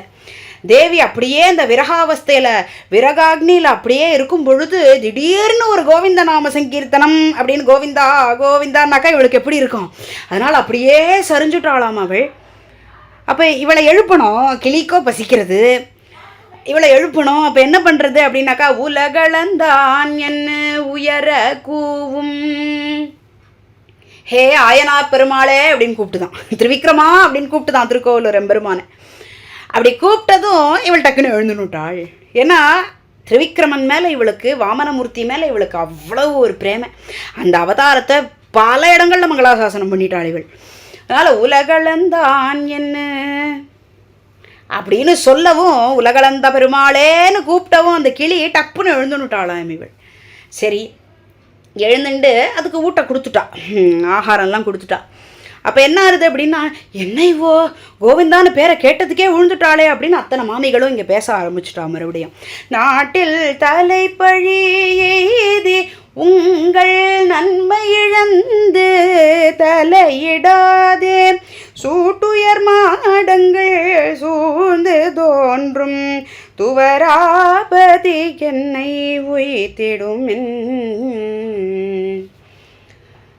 மாமி, உங்களுக்கெல்லாம் இப்போ என்ன வேணும்? நான் இந்த மாதிரி பண்ணுறது உங்களுக்கெல்லாம் அவமானமாக இருக்கா? உங்களுக்கெல்லாம் அவமானமாக இருக்கா நான் இந்த மாதிரி கிருஷ்ண பக்தியில் இருக்கிறது? வாஸ்தவத்தில் அவமானப்பட வேண்டியதே என்ன அப்படின்னா, பக்தி இல்லாத ஒருத்தன் தான் அவமானப்படணும். லோகமே இப்படி பக்தியில் திளைக்கிறதே, அத்தனை பேர் ஒரு கோவிலுக்கு போய் நிற்கிறாளே, நமக்கு என்னமோ புரியலையே, அதில் நம்ம எங்கேயோ பிஹைண்டில் இருக்கோமே, லேக்கிங் ஆகிறோமே நம்பன்னு பக்தி இல்லாதவன் தான் அவமானப்படணும். இத்தனை பேர் இப்படி கோஷ்டின்னு சொல்லி பட்ட வர்த்தனமாக இத்தனை திவ்ய தேசங்கள்லேயும் பாசுரங்கள் மங்களாசாசனம் ஆயின்றிருக்கு, அருளி செயல். நமக்கு இதனுடைய ஒரு எள்ளளவாவது ஒரு திவிலையாவது நமக்கு வாய்க்கலையேன்னு நினச்சிட்டு பக்தி இல்லாதவன் தான் அவஸ்தைப்படணுமே தவிர, பக்தி இருக்கிறவா வெக்கப்படும்படிக்கு ஆயிடுத்து கலியுகம். ஏற்கனவே நேற்றுக்கே அடியேன்னு சொன்னேன், எதுக்கெல்லாம் வெக்கப்படணும் அப்படின்னா, ஒரு கோவிலுக்கு போகிறச்சே கூட திருமணம் நட்டுட்டு போகணுங்கிற ஒரு ரோஷம் இல்லாதவா தான் வெக்கப்படணும். நித்தியபடிக்கு திருமண் காப்பெட்டுன்னு போகிறவா என்ன பண்ணிட்டு இருக்கா, யாராவது ஏதாவது சொல்லிடுவாளோ அப்படின்னு நினைக்கிற ஒரு முதல்ல எட்டுக்க ஆரம்பிக்கிறச்சே அப்படி தான் இருக்கும். நிறைய பேருக்கு அப்படி தான் இருக்கும். திருமணம் எட்டுக்கிறோமே, யாராவது ஏதாவது சொல்லிடுவாளோ, அது குழந்தையிலேருந்து வந்துடுத்துனா தெரியாது, திடீர்னு ஒரு வைராக்கியம் வந்து ஆரம்பிக்கிறோம் அப்படின்னாக்கா அவளுக்கு இருக்கும். அப்புறம் போக போக அது ஒரு பெருசாக தோணாது. ஆனால் இன்னொன்று ஒன்று ஒத்துக்கணும், இன்றைக்கி தேதிக்கு லோகம் ஏதாவது கிண்டல் பண்ணணும்னு நினச்சா கூட நம்ம மூஞ்சிக்கு நேரம் பண்ணுறதில்ல, அது வரைக்குமாவது இன்றைக்கி தேதிக்கு ஒத்துக்கலாம் நம்ம. ஆனால் இந்த மாதிரி இருக்கிறவா தான் பக்தியே இல்லாமல், அது மேலே எந்த ஒரு பிடிப்பும் இல்லாமல் பண்ணுறவாளையும் நம்ம கிண்டல் பண்ணிட்டு இருக்கிறவா தான் வாஸ்தவத்தில் வெக்கப்படணும். அவள் தான் வாஸ்தவத்தில் தலை குனியணும். ஆனால் நீங்கள்லாம் நான் கிருஷ்ண பக்தியோடு இருக்கேனே மாமிகளே, நீங்கள் போய் தலை குனிவு ஏற்படுத்திட்டேன்னு சொல்கிறேளே. சரி, இப்போ உங்களுடைய நன்மையை கருதி நான் ஒன்று சொல்கிறேன். உங்களுக்கு ஒரு நன்மை பயக்கணும். என்ன, நீங்கள் தலை குனிஞ்சுன்னு இருக்கேளே என்னால், அப்போ உங்களுக்கு தலை நிமிரணுமானா என்னை தூராபதிக்கு கொண்டு போய் விட்டுடுங்கோ அப்படிங்கிற அதில் சில அர்த்தங்களே இருக்குது. ஏன் அப்படி சொல்கிறா அப்படின்னா, தலை குனிவு தலை நிமிரல் அப்படிங்கிறதுக்கு 2-3 அர்த்தங்கள் இருக்குது. சூட்டுயர் மாடங்கள் சூழ்ந்து தோன்றும். துவாரகா பட்டணத்தில் பொதுவாக ஒரு துவாரகையினுடைய சரித்திரத்தை எடுத்துகிட்டு பார்த்தோம், ஒரு ஊருக்கும் ஒரு க்ஷேத்திர மகாத்மியம், ஸ்தல மகாத்மியம்லாம் இருக்கும் இல்லையா. கிருஷ்ணன் பிருந்தாவனத்துலேருந்து மதுரைக்கு வந்துட்டான். கம்சனுடைய சம்ஹாரமெல்லாம் ஆயிடுத்து, எல்லாம் வாஸ்தவம். அப்போ காலநேமி அப்படிங்கிற ஒரு அசுரன், அந்த காலநேமிங்கிற அசுரன் யாதவர்களை ரொம்ப தொல்லை பண்ண ஆரம்பித்தான். அப்போ என்ன ஆகுது அப்படின்னாக்கா, கிருஷ்ணன் தான் நேராக கிளம்பி சமுத்திரத்துக்கு மத்தியில் துவாரகை அப்படிங்கிற ஒரு பிரதேசத்தை நிர்மாணம் பண்ணி அத்தனை ஜனங்களையும், மதுரையிலிருந்து அத்தனை ஜனங்களையும் கொண்டு வந்து அங்கே குடிபெயர்த்தான். அதுதான் துவாரகையினுடைய சுருக்கமாக ஒரு நிமிஷத்தில் சொல்லி முடித்தேன் ஸ்தல புராணம். அப்பேற்பட்ட அந்த துவாரகையை விஸ்வகர்மாவே வந்து நிர்மாணம் பண்ணுறார். அப்படி நிர்மாணம் பண்ணும் பொழுது அவ்வளவும் பங்களா, அத்தனையும் பங்களா தான். திருவள்ளரையில் எப்படி பங்களா இருக்குதுன்னு பெரியாழ்வார் சொல்கிறார், அந்த மாதிரி துவராபதியில் விஸ்வகர்மா அன்னைக்கு நிர்மாணம் பண்ணும் பொழுது அத்தனையும் பங்களா, எல்லாம் இவ்வளோ பெருசு பெருசுக்கு இருக்குது, எல்லாம் நிலாவை போய் தொடர்றதுன்றார் திருவள்ளரையில். அந்த மாதிரி நிலாவுக்கு ஈக்குவலாக அந்த ஹைட்டுக்கு இருக்குது துவாரகையில் ஒரு பங்களாவும். அப்படி பார்க்குற பொழுது நீங்கள் துவாரகைக்கு என்னை கொண்டு போங்கோ, கூட்டின்னு போங்கோ. அப்படி போகும்பொழுது அந்த பங்களாவுனுடைய அழகெல்லாம் பார்த்துட்டு நீங்களே குனிஞ்ச தலையோடு இருக்கிறவா உங்களுக்கே அது சுண்டு இழுக்கும் மாமி. அதனால் நீங்கள் அப்படியே நிமிந்துடுவேள், எவ்வளோ ஏற்றுக்கு இருக்கு பாரு, அப்படி நீங்களே நிமிந்துடுவேள் மாமி. அது ஒன்றாச்சா? ரெண்டாவது ஆனால் நாச்சியார் இதோ இந்த மாதிரி விஷயத்துக்காக சொல்ல போகிறது இல்லை, வெளிப்படையாக பார்த்தா தான் அர்த்தம். ஆனால் அவனுடைய ஹிருதயம் என்ன அப்படின்னாக்கா, உங்களுக்கெல்லாம் என்ன, நீங்கள் இதுக்கு முன்னாடியெல்லாம் என்ன சொன்னேள், அவன் ஒரு இடைய பையன், அவனை ஏன் கல்யாணம் பண்ணிக்கணும் இப்படிலாம் கேட்டாலே, அவன் அப்படி இல்லை, வன் துவராபதி மன்னன், அவன் ராஜா, ராஜாதி ராஜன் அவன். அப்போது நான் என்னால் உங்களுக்கு தலைகுனிவு ஏற்பட்டதுன்னு சொல்கிறீங்களே, அங்கே போனேன்னாக்கா ஆஹா இல்லை நாச்சியார் நம்ம கோதை இருக்காளே ஒரு ராஜாவன் தான் கல்யாணம் பண்ணிட்டு இருக்கா அப்படின்னு நீங்கள் தலை நிமிந்துடலாம் மாமி. அதனாலையாவது அடியனை கொண்டு போய் அங்கே சேர்த்துடுங்கோளே. துவராபதி கென்னை உய்திடும். இப்போ இந்த பாசுரத்தை ஆச்சாரியபரமான சுவாபதேசமாக எடுத்துக்கணும். அது என்ன ஆச்சாரியபரம் அப்படின்னாக்கா, நேற்றைய தினமே அடியன் சொன்னதாக நினைவு. சுவாமி மணவாள மாமுனிகள் தன்னுடைய ஆர்த்தி பிரபந்தத்தில் சொல்லும் பொழுது, இந்த உடல் சிறை விட்டு எப்பொழுது யான் ஏகி அந்தமில் பேரின்பத்துளாகுவேன் அப்படின்னார். சிறைவாசத்தை பற்றி அவள் எல்லாருமே பேசுகிறா. யாருக்கெல்லாம் எத்திராசர் மேலே ஒரு சரமபருவ நிஷ்டை இருந்து சம்சார அடிக்கொதிப்பு இருந்ததோ அவள் எல்லாருமே இதை பேசியிருக்கா. சுவாமி எறும்பியப்பாவும் இதை பேசியிருக்கார். காராகாரே வரவரமுனே வர்த்தமான ஷரீரே அப்படின்னு பேசியிருக்கார். இது ஒரு காராகிரகம் அப்படின்னு. பொதுவாக கூடு அப்படின்னா என்ன, ஒரு கிளிக்கு கூடுங்கிறது ஜெயிலு தானே, ஒரு கிளிக்கு கூடுங்கிறது ஜெயில் தானே. அதுதான் இங்கே, கூட்டிலிருந்து கிளி எப்போதும் கோவிந்தா கோவிந்தா என்ன அழைக்கும். காவேரியாக கமலோத்பாசி சம்ஸ்பிருஷ்ய சலிலம் சுபம் கோவிந்த குணசீலாதி தியாத்வா ஸ்ருகலிலானனஹா. இது சுவாமி கோவில் கந்தாடை அண்ணன் அருளி செய்த வரவரமுனி அஷ்டகத்தினுடைய 3வது ஸ்லோகம். ஸ்ரீரங்கத்தில் மணவாள மாமுனிகள் சன்னதி பல்லாராயன் மடத்தில் இதை கல்வெட்டாவே எழுதி போட்டிருப்பா, அதை பார்க்கலாம். நம்ம மணவாள மாமுனிகளுடைய நித்தியப்படி எப்படி இருக்கும் அப்படிங்கிறத சுருக்கமாக 8 ஸ்லோகத்தில் கொடுத்தார் அவர் கோவில் அண்ணன். அதை விஸ்தரித்து கொடுத்தார் சுவாமி எறும்பியப்பா வரவரமணி தினசரியா அப்படின்னு. அதில் சொல்லும் பொழுது திருக்காவேரிக்கு குளிர குடைந்து நீராடணும்னு வரார் சுவாமி மணவாள மாமுனிகள். காவேரியாக காவேரிக்கு வரார், எழுந்தருள்றார். அங்கே என்ன இருக்குது, கமலோத்பாசி, அவ்வளவு தாமரை புஷ்பிச்சிருக்கு, கமலோத்பாசி சம்ஸ்பிருஷ்ய சலிலம் சுபம். மணவாள மாமுனிகள் அப்படி ஆச்சரியமாக அந்த தாமரை கொல்லுன்னு புஷ்பிச்சிருக்கக்கூடிய அந்த திருக்காவேரிக்கு எழுந்தருளி சம்ஸ்பிருஷ்ய ஸ்பர்ஷம் பண்ணுறார். அங்கே வந்து இறங்குறார் அந்த திருக்காவேரியில். அப்படி இறங்கினதும் பொதுவாக மணவாள மாமுனிகளுடைய தினசரியாக நம்ம வியாக்கியானபரமாக எடுத்துகிட்டு பார்த்தோம்னாக்கா, சுமாராக பிரம்ம முகூர்த்த வேலைக்கு முன்னாடியே அவர் எழுந்துருவார். எழுந்துட்டு உடனே திருக்காவேரிக்கு கிளம்பிடுவார். அப்போ ஊர் உலகத்தில் வெளிச்சங்கிறது ஒரு புட்டு இருக்காது. அப்போ மார்கழி மாதம்லாம் யோசிச்சு பாருங்க, விடவிடக்கும் மிட் நைட்டு 3 மணின்னு சொல்கிறோம் இல்லையா, 3:30 மணி, அந்த மாதிரி சமயத்தில் கிளம்பிடுவார் அவர் திருக்காவேரியில் போய் தீர்த்தம் ஆடுறதுக்கு. அப்படி போகும் பொழுது மணவாள மாமுனிகள் காவேரியில் நின்றுண்டு கோவிந்தான்னு கையை தூக்கிண்டு கத்துவாராம். தியானம் பண்ணிப்பார். கோவிந்த குணசீலாதி தியாத்வா, அதை தியானம் பண்ணிக்கிறார். கோவிந்தா அப்படின்னு நினச்சிப்பார், கையை கூப்பிப்பார், அப்படியே மேலே பார்த்துண்டு. அவருடைய எல்லாருக்கும் விடவிடக்கும், ஆனால் அவருடைய திருமேனிலேருந்து ஒரு புகை கிளம்பும். என்ன அப்படின்னாக்கா அவஸ்தை. அந்த எம்பெருமான் கிட்ட அந்த அது விரக தசையில் இருக்கிறவாளுக்கு குளிர்ந்த நீரை தம் மேலே விட்டுண்டாக்கா புகை கிளம்பும். அந்த அளவுக்கான விரகம். இவர் கூடவே கேரக்டராக இருந்திருக்கார் மணவாள மாமுனிகள்.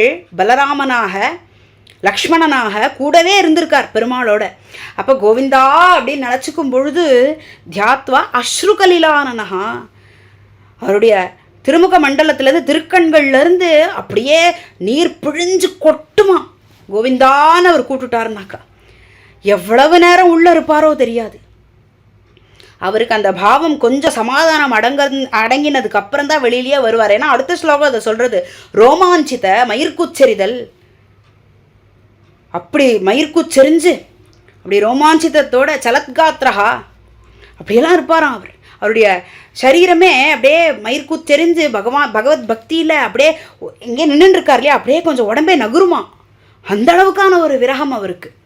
தன்னறியாமல் தானாக கால் எடுத்து நகர்த்தி வைக்கிறது இல்லை, தன்னறியாமல் ஒரு உடம்பு அப்படியே நகரும். அந்த அளவுக்கு உடம்பு மதிக்கவே இல்லை. உடம்பு நம்ம எல்லாம் என்ன பண்ணுறோம், உடம்பை போஷிச்சுன்னு இருக்கோம் இல்லையா, உடம்புன்னு ஒன்று வச்சுக்கணும், அவ்வளவுதான். உடம்பை போஷிக்கக்கூடாது. அவர் அதை வச்சுன்னு இருக்கார், அவ்வளவுதான் மணவாள மாமுனிகள். அதுக்கப்புறம் புனாதி தீர்த்தம் சங்காகிய தம் வந்தே வரயோகினம்னு அந்த ஸ்லோகம் முடியறது.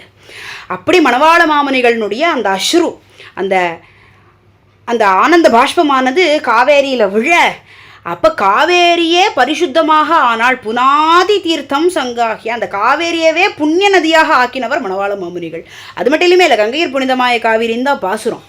என்ன அப்படின்னாக்கா, பிரதமாச்சாரியன் ஆரம்பித்து சரமாச்சாரியன் மணவாள மாமுனிகள் வரைக்கும் எல்லாரும் ஸ்ரீரங்கம்தான்.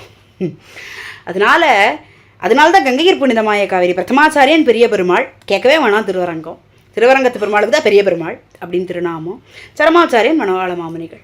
அத்தனை பேரும் அங்கே இருந்து அதுலேயும் சுவாமி மணவாள மாமுனிகள் இந்த சம்சாரத்தில் இருந்துட்டு, சம்சாரத்தில் ஒரு அடிக்கொதிப்பு வந்து கோவிந்தான்னு கூப்பிட்டாரோ, அதான் கூட்டிலிருந்து அந்த மணவாள மாமுனிகள்ங்கிற கிளி கோவிந்தா கோவிந்தா என்று அழைத்தார்.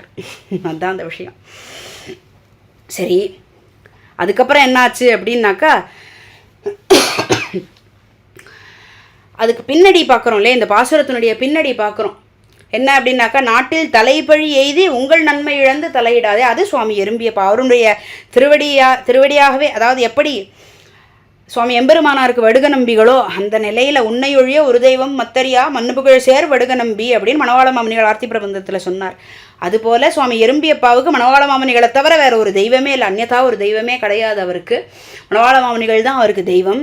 அப்படி அந்த நிலையில் இருந்தவர் தான் இந்த பாசுரத்தினுடைய பின்னடியில் குறிக்கப்படுறது. என்ன அப்படின்னாக்கா, நாட்டில் தலைப்பழி எய்தி உங்கள் நன்மை இழந்து தலையிடாதே அப்படிங்கிறது.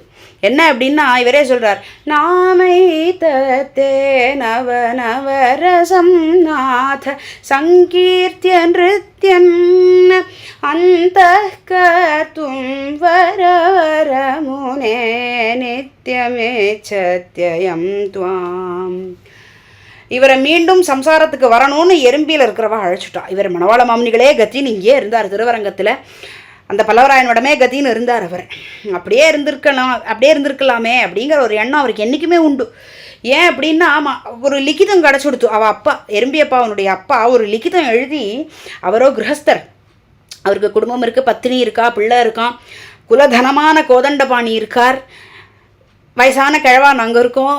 அப்படி இருக்கும் பொழுது அவர் அங்கே இருக்காரே அப்படிங்கிற ஒரு இதில் அவள் அப்பா ஒரு லிখিதம் எழுதி அவரை அழைச்சுட்டார். அந்த லிখিதம் மணவாள மாமுனிகள் கைக்கு கிடச்சுடுத்தோம்.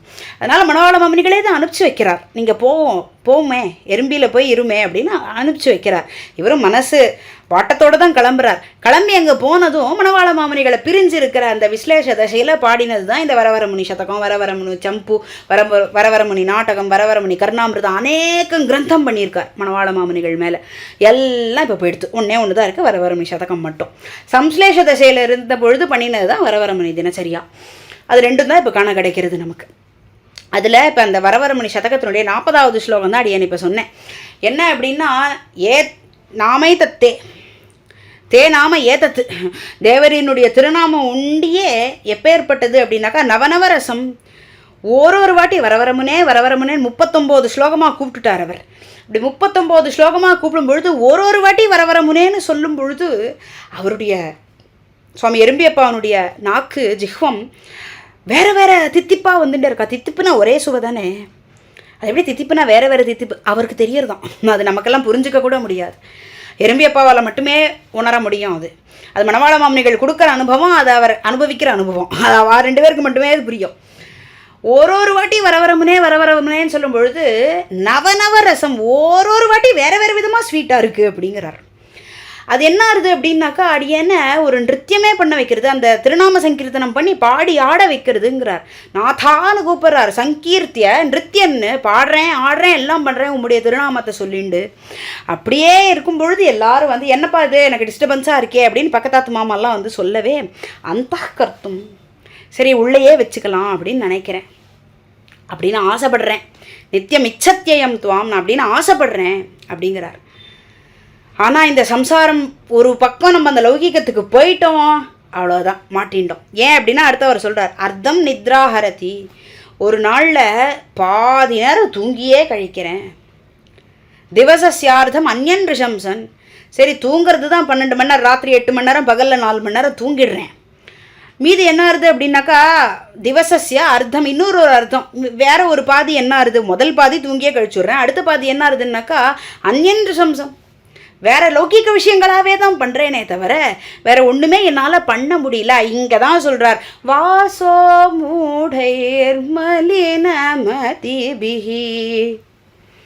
இத்தனை மூடர்களுக்கு மத்தியில் நான் வாசம் பண்ணிட்டு இருக்கேனே, ஐயோ வரமுனேன்னு கூப்பிட்றாரு. அவள் அத்தனை பேரையும் நோக்கி பல ஸ்லோகங்கள் சொல்லிட்டார் வரமுனி சதகத்திலேயே. இத்தனை பேருக்கு நடுவில் நான் வாசம் பண்ணணுமே. இங்கே நாச்சியாருமே ஒரு கிளியை தானே சொல்கிறா. கலியன் கூட சொல்லும் பொழுது வளர்த்ததனால் பயன்பத்தேன் வருகவென்னு மடக்கிளியை கைகூப்பி வணங்கினாளே அப்படின்னு தான் சொல்கிறார் கலியனும். அப்போ இவா எல்லாருமே ஒரு கிளியை தான் விரும்பியிருக்கா. இந்த இடத்துல எறும்பியப்பா ஒரு க்ஷணம் மேலேயே கூட போயிட்டார். என்ன அப்படின்னா, இந்த மூடர்களுக்கு மத்தியிலலாம் நான் வாசம் பண்ணணுமா, அப்படி வாசம் பண்ணுறதுக்கு பதிலாக நான் எங்கேயோ ஒரு அத்வான காட்டுக்கு வேணாலும் போயிடுறேன். அங்கே போனாக்க என்ன மிஞ்சி போனால் சிம்மம் இருக்கும், புலி இருக்கும், இல்லை விஷஜந்துக்கள் பாம்பு தவளை இதெல்லாம் இருக்கும், அவ்வளவுதானே. அவள்லாம் கூட எப்போ பசிக்கிறதோ அப்போ தானே வந்து என்னை கடிக்க போகிறா, இருந்துட்டு போகிறது.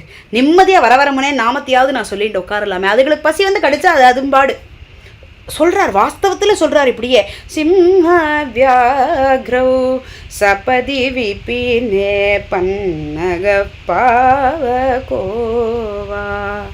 சிம்ம வியாக்ரனா புலி, அதெல்லாம் இருக்கட்டும். பன்னகஹா பாம்பு இருக்கட்டுமே, என்ன இப்போ மலைப்பாம்போ கட்டு விரியானோ என்ன பாம்போ என்ன வேணா இருக்கட்டுமே, கார்கோட்டகனா கூட இருக்கட்டுமே, எனக்கு என்ன அதை பற்றி. அவெல்லாம் எப்போ என்ன பண்ணுவோம் அப்படின்னாக்கா, குர்யோ பிராணாந்தகமபி பயம் கோவிரோதஸ்தோமே, பிராணாந்தக பயம், ஐயோ உயிரே போயிடுமே அப்படிங்கிற ஒரு பயம் இருக்கும். எப்போன்னாக்கா அதுகளுக்கு விரோதமாகும் பொழுது தான். ஒரு சிங்கம் அது பாட்டுக்கு இருக்கும், நம்ம போய் திடீர்னு அப்படின்னா தான் அது திருப்பி நம்மளை சாப்பிட்றேன்னு வரும். ஒரு பாம்பு ஒரு அடி அடித்தாதான் மறுபடியும் அது நம்மளை கடிக்கிறேன்னு வரும். அந்த மாதிரிலாம் இருக்குது. அதுகளுக்கு ஒரு ஹ்லானியே இல்லாமல் நான் பாட்டுக்கு, நானும் ஒரு சாது ஸ்ரீ வைஷ்ணவன், நான் பாட்டுக்கு ஒரு மூலையில் உட்காந்துட்டு வரமுனேன்னு கை கூப்பிண்டு ஆடிண்டு பாடிண்டு இருந்தேன்னாக்கா அதுகளும் என்னோட சேர்ந்து ஆடி பாடுமோ என்னவோ அப்படிங்கிறார். நான் அதை போய் டிஸ்டர்ப் பண்ணாதானே அது திருப்பி வந்து என்னை கடிக்க போகிறது. சரி அப்படியே கடித்தாலும் கடிக்கட்டுமே, வரமுனே நாமத்தை சொல்லிகிட்டே போயிடலாமே. வரமுனி நாமம் சொல்ல முடியாமல் ஒரு சம்சாரத்தில் உக்காடுறதுக்கு வரமுனி நாமம் சொல்லிட்டு ஒரு சிங்கம் வந்து என்னை கடிச்சு கொதறட்டுமேங்கிறார். அதுதான் இங்கே நான் கிளம்பி போயிடுறேன்னே சொல்லிட்டார். அதுதான் இந்த இடத்துல நாட்டில் தலைப்பழி எய்தி உங்கள் நன்மை இழந்து தலையிடாதே, உங்களோட நன்மைக்காகவே நான் கிளம்பி போகிறேன்னு தான் எறும்பியப்பா சொல்லவே சொல்கிறார். இங்கே இருந்தேன்னாக்கா நான் உங்களை திருப்பி திட்டுவேன், அதனால் நான் கிளம்பி போயிடுறேன் அப்படிங்கிறார். வரமுனி சதகமே அதுதான். எறும்பியில் இருக்கிறவாயெல்லாம் அவரை லௌகிக்கத்துக்கு பிடிச்சி இழுக்கிறான். அப்போ இந்த பாசுரம் ரொம்பவே கச்சிதமாக மணவாள மாமுனிகள் சரித்திரத்திலையும் சுவாமி எறும்பியப்பாவுடைய சரித்திரத்திலையும் பொருந்தி இருக்குது. அப்படிங்கிறதுனால தான் இந்த இடத்துல அதை எடுத்துட்டு நம்ம பேசினோம். வாஸ்தவத்தில் இப்போ நம்ம மறுபடியும் நாச்சியார் திருமொழிக்கு வருவோம். மேற்கொண்டு இந்த துவராபதிக்கே அங்கேயே போய் என்னை விட்டுடுங்கோ, விட்டாக்கா உங்களுக்கு குனிஞ்ச தலை நிமிந்துடுமே மாமிகளே அப்படின்னு சொல்லியும் இன்னும் சமாதானம் அடைஞ்ச பாடில்லை. யாருன்னாக்கா கோதையும் அடைஞ்ச பாடில்லை, மாமிகளும் அடைஞ்ச பாடில்லை. இவளுக்கோ விரகாவஸ்தை இன்னும் நீண்டுண்டே போகிறது. அப்படி இருக்கும் பொழுது இந்த ஒரு பதிகத்தை அவ தலைக்கற்றாள். என்ன சொல்லி தலைக்கற்றாள் அப்படின்னாக்கா, இந்த பதிகத்தில் இத்தனை க்ஷேத்திரங்களை சொல்லியிருக்கோம் இல்லையா, இத்தனை க்ஷேத்திரங்களும் யார் இதை ஸ்மரிச்சுண்டு பாடுறார்களோ அவர்களுக்கு சாக்ஷாத் வைகுந்த பிராப்தி அப்படின்னு சொல்கிறாள்.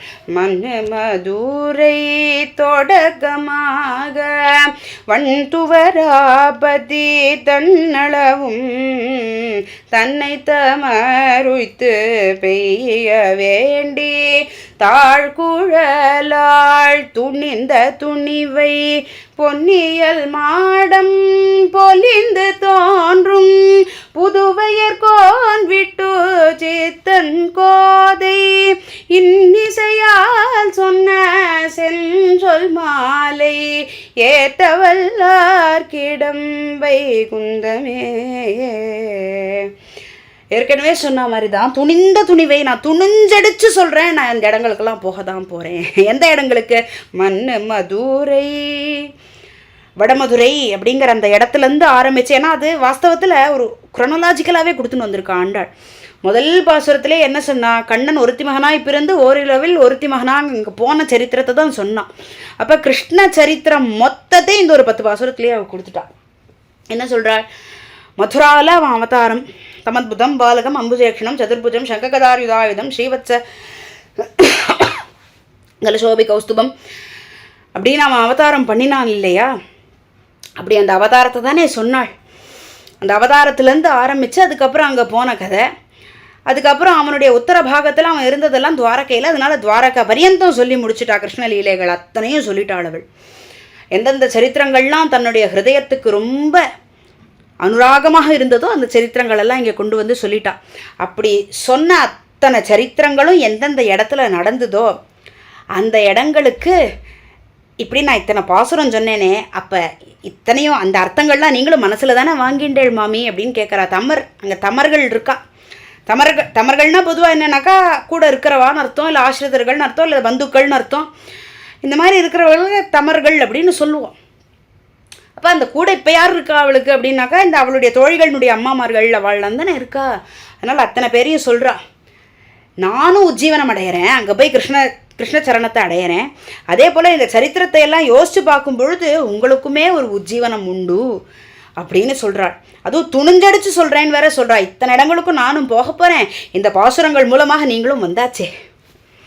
இப்போ நம்ம இந்த யூடியூப்பில் அதை தானே பண்ணின்னு இருக்கார் நம்ம ஜிஆர் சுவாமி. இத்தனை பேரையும் இப்போ சுவாமியினுடைய மேலீட்டுனால நம்ம அத்தனை பேரும் சுவாமியினுடைய சரணத்தை பிடிச்சுட்டே இல்லை இப்போ போயின்னு இருக்கோம். நம்ம ஜிஆர் சுவாமியினுடைய சரணத்தை பிடிச்சுட்டே இப்போ அத்தனை பேரும் போயின்னு இருக்கோம். நம்ம எங்கன்னாக்கா மதுராபுரியிலேருந்து ஆரம்பித்து துவாரகை வரைக்கும் நம்ம போயிட்டு இப்போ திருப்பி வந்தாச்சு யதுகிரிக்கு. யாதவகிரின்னு தான் பேர் வாஸ்தவத்தில். ஏன் அப்படின்னாக்கா அது பலதேவர் ரொம்ப உகந்த ஒரு க்ஷேத்திரம், அதனாலேயே அதுக்கு யாதவகிரின்னு பெயர். பலராம தீர்த்த யாத்திரையில் அந்த இடம் வருது ஸ்காந்த புராணத்தில். அந்த மாதிரி இந்த நாச்சியார் சொல்லும் பொழுது இத்தனை பேரையும் நான் சரித்திரத்தின் மூலமாக என் பாசுரத்தின் மூலமாக கூட்டின்னு போயிட்டேன். ஆனால் நான் யார் அப்படின்னாக்கா பொன்னியல் மாடம் பொலிந்து தோன்றும் புதுவையர்கோன் விட்டு சித்தன் கோதை. நான் யார்? என் அப்பா என் ஆச்சாரியனை என்னைக்கும் நான் சொல்லாமல் இருக்க மாட்டேன் அப்படின்னு புதுவையர்கோன் விட்டு சித்தன் கோதை இனிஷியலோடு தான் சொல்லுவாள் அவள். விட்டு சித்தன் கோதைன்றாள் இங்கே. அதுவும் யார் அவர் அப்படின்னாக்கா புதுவையர்கோன். அப்பேற்பட்ட அந்த ஆச்சரியமான திஜகுல திலகர் சுவாமி பெரியாழ்வார்னுடைய திருக்குமாரத்தியான இந்த கோதை சொல்கிறேன். இன்னிசையால் சொன்ன செஞ்சொல் மாலை அவள் பாடியிருக்கா. அவள் இந்த பாசுரங்கள்லாம் பாடிண்டே தான் சொல்லியிருக்கா போல இருக்கா. அதான் சொல்கிறா இன்னிசையால் சொன்ன செஞ்சொல் மாலை. இத்தனை ஒரு பாமாலை பூமாலை எல்லாம் தொடுக்கிறாள் இல்லையா அவள். அதுதான் சொல்கிறா. இதை யார் இன்னிசையோடு சொல்கிறார்களோ, அவள் பாடின இந்த பாட்டை யார் இன்னிசையோடு சொல்கிறார்களோ பாடுறார்களோ அவர்களுக்கு ஏத்தவல்லார்க்கிடம் வைகுந்தமே. அத்தனை பேருக்கும் வைகுந்தம்ங்கிறது திண்ணம் அப்படின்னு சொல்லி இந்த பதிகத்தை தலைக்கற்றாள். ஆனாலும் அவளுக்கு இந்த விரகாவஸ்தைங்கிறது குறைஞ்ச பாடு இல்லை, இன்னும் அதீதமாகத்தான் ஆறுது. கிருஷ்ண சரித்திரங்கள்லாம் சொல்ல சொல்ல சொல்ல அந்த கிருஷ்ணனை அடைஞ்சுட்டா விரகாவஸ்தைங்கிறது கிடையாதே, சம்ஸ்லேஷம் தானே. விஸ்லேஷத்தில் இருக்கும் பொழுது தானே விரகாவஸ்தை. அதனால அந்த எம்பெருமானுடைய பிரசாதங்களை எல்லாம் கொண்டு வந்து என்னை அவனுடைய அந்த பீத்தக வாடையை கொண்டு வந்து அவனுடைய பீதாம்பரத்தை கொண்டு வந்து என்னுடைய வாட்டம் போகிறதுக்கு வீசுங்கோ, அவனுடைய மாலையை கொண்டு வந்து என் மேலே போடுங்கோ அப்படின்னெல்லாம் அந்த விரகாவஸ்தையில் இன்னும் பல புலம்பல்கள் புலம்ப போகிறாள். அதுதான் இதனுடைய அடுத்த பதிகம், கண்ணன் என்னும் கருந்தெய்வம் அப்படிங்கிற பதிகம். ஸ்ரீமத் பரமஹம்சேத்யாதி யதிராஜஜீயர் சுவாமியினுடைய ஆச்சரியமான ஒரு முன்னேற்பாடு. இந்த திருவாடிப்பூரத்தை முன்னிட்டு நாச்சியார் திருமொழி பிரதிபாசுரம் அனுபவிக்கணும் அப்படிங்கிறது. யதாசக்தி யதாமதி இவ்வடியவள் இந்த மற்றறிந்திரு பதிகத்தை விண்ணப்பித்தேன்.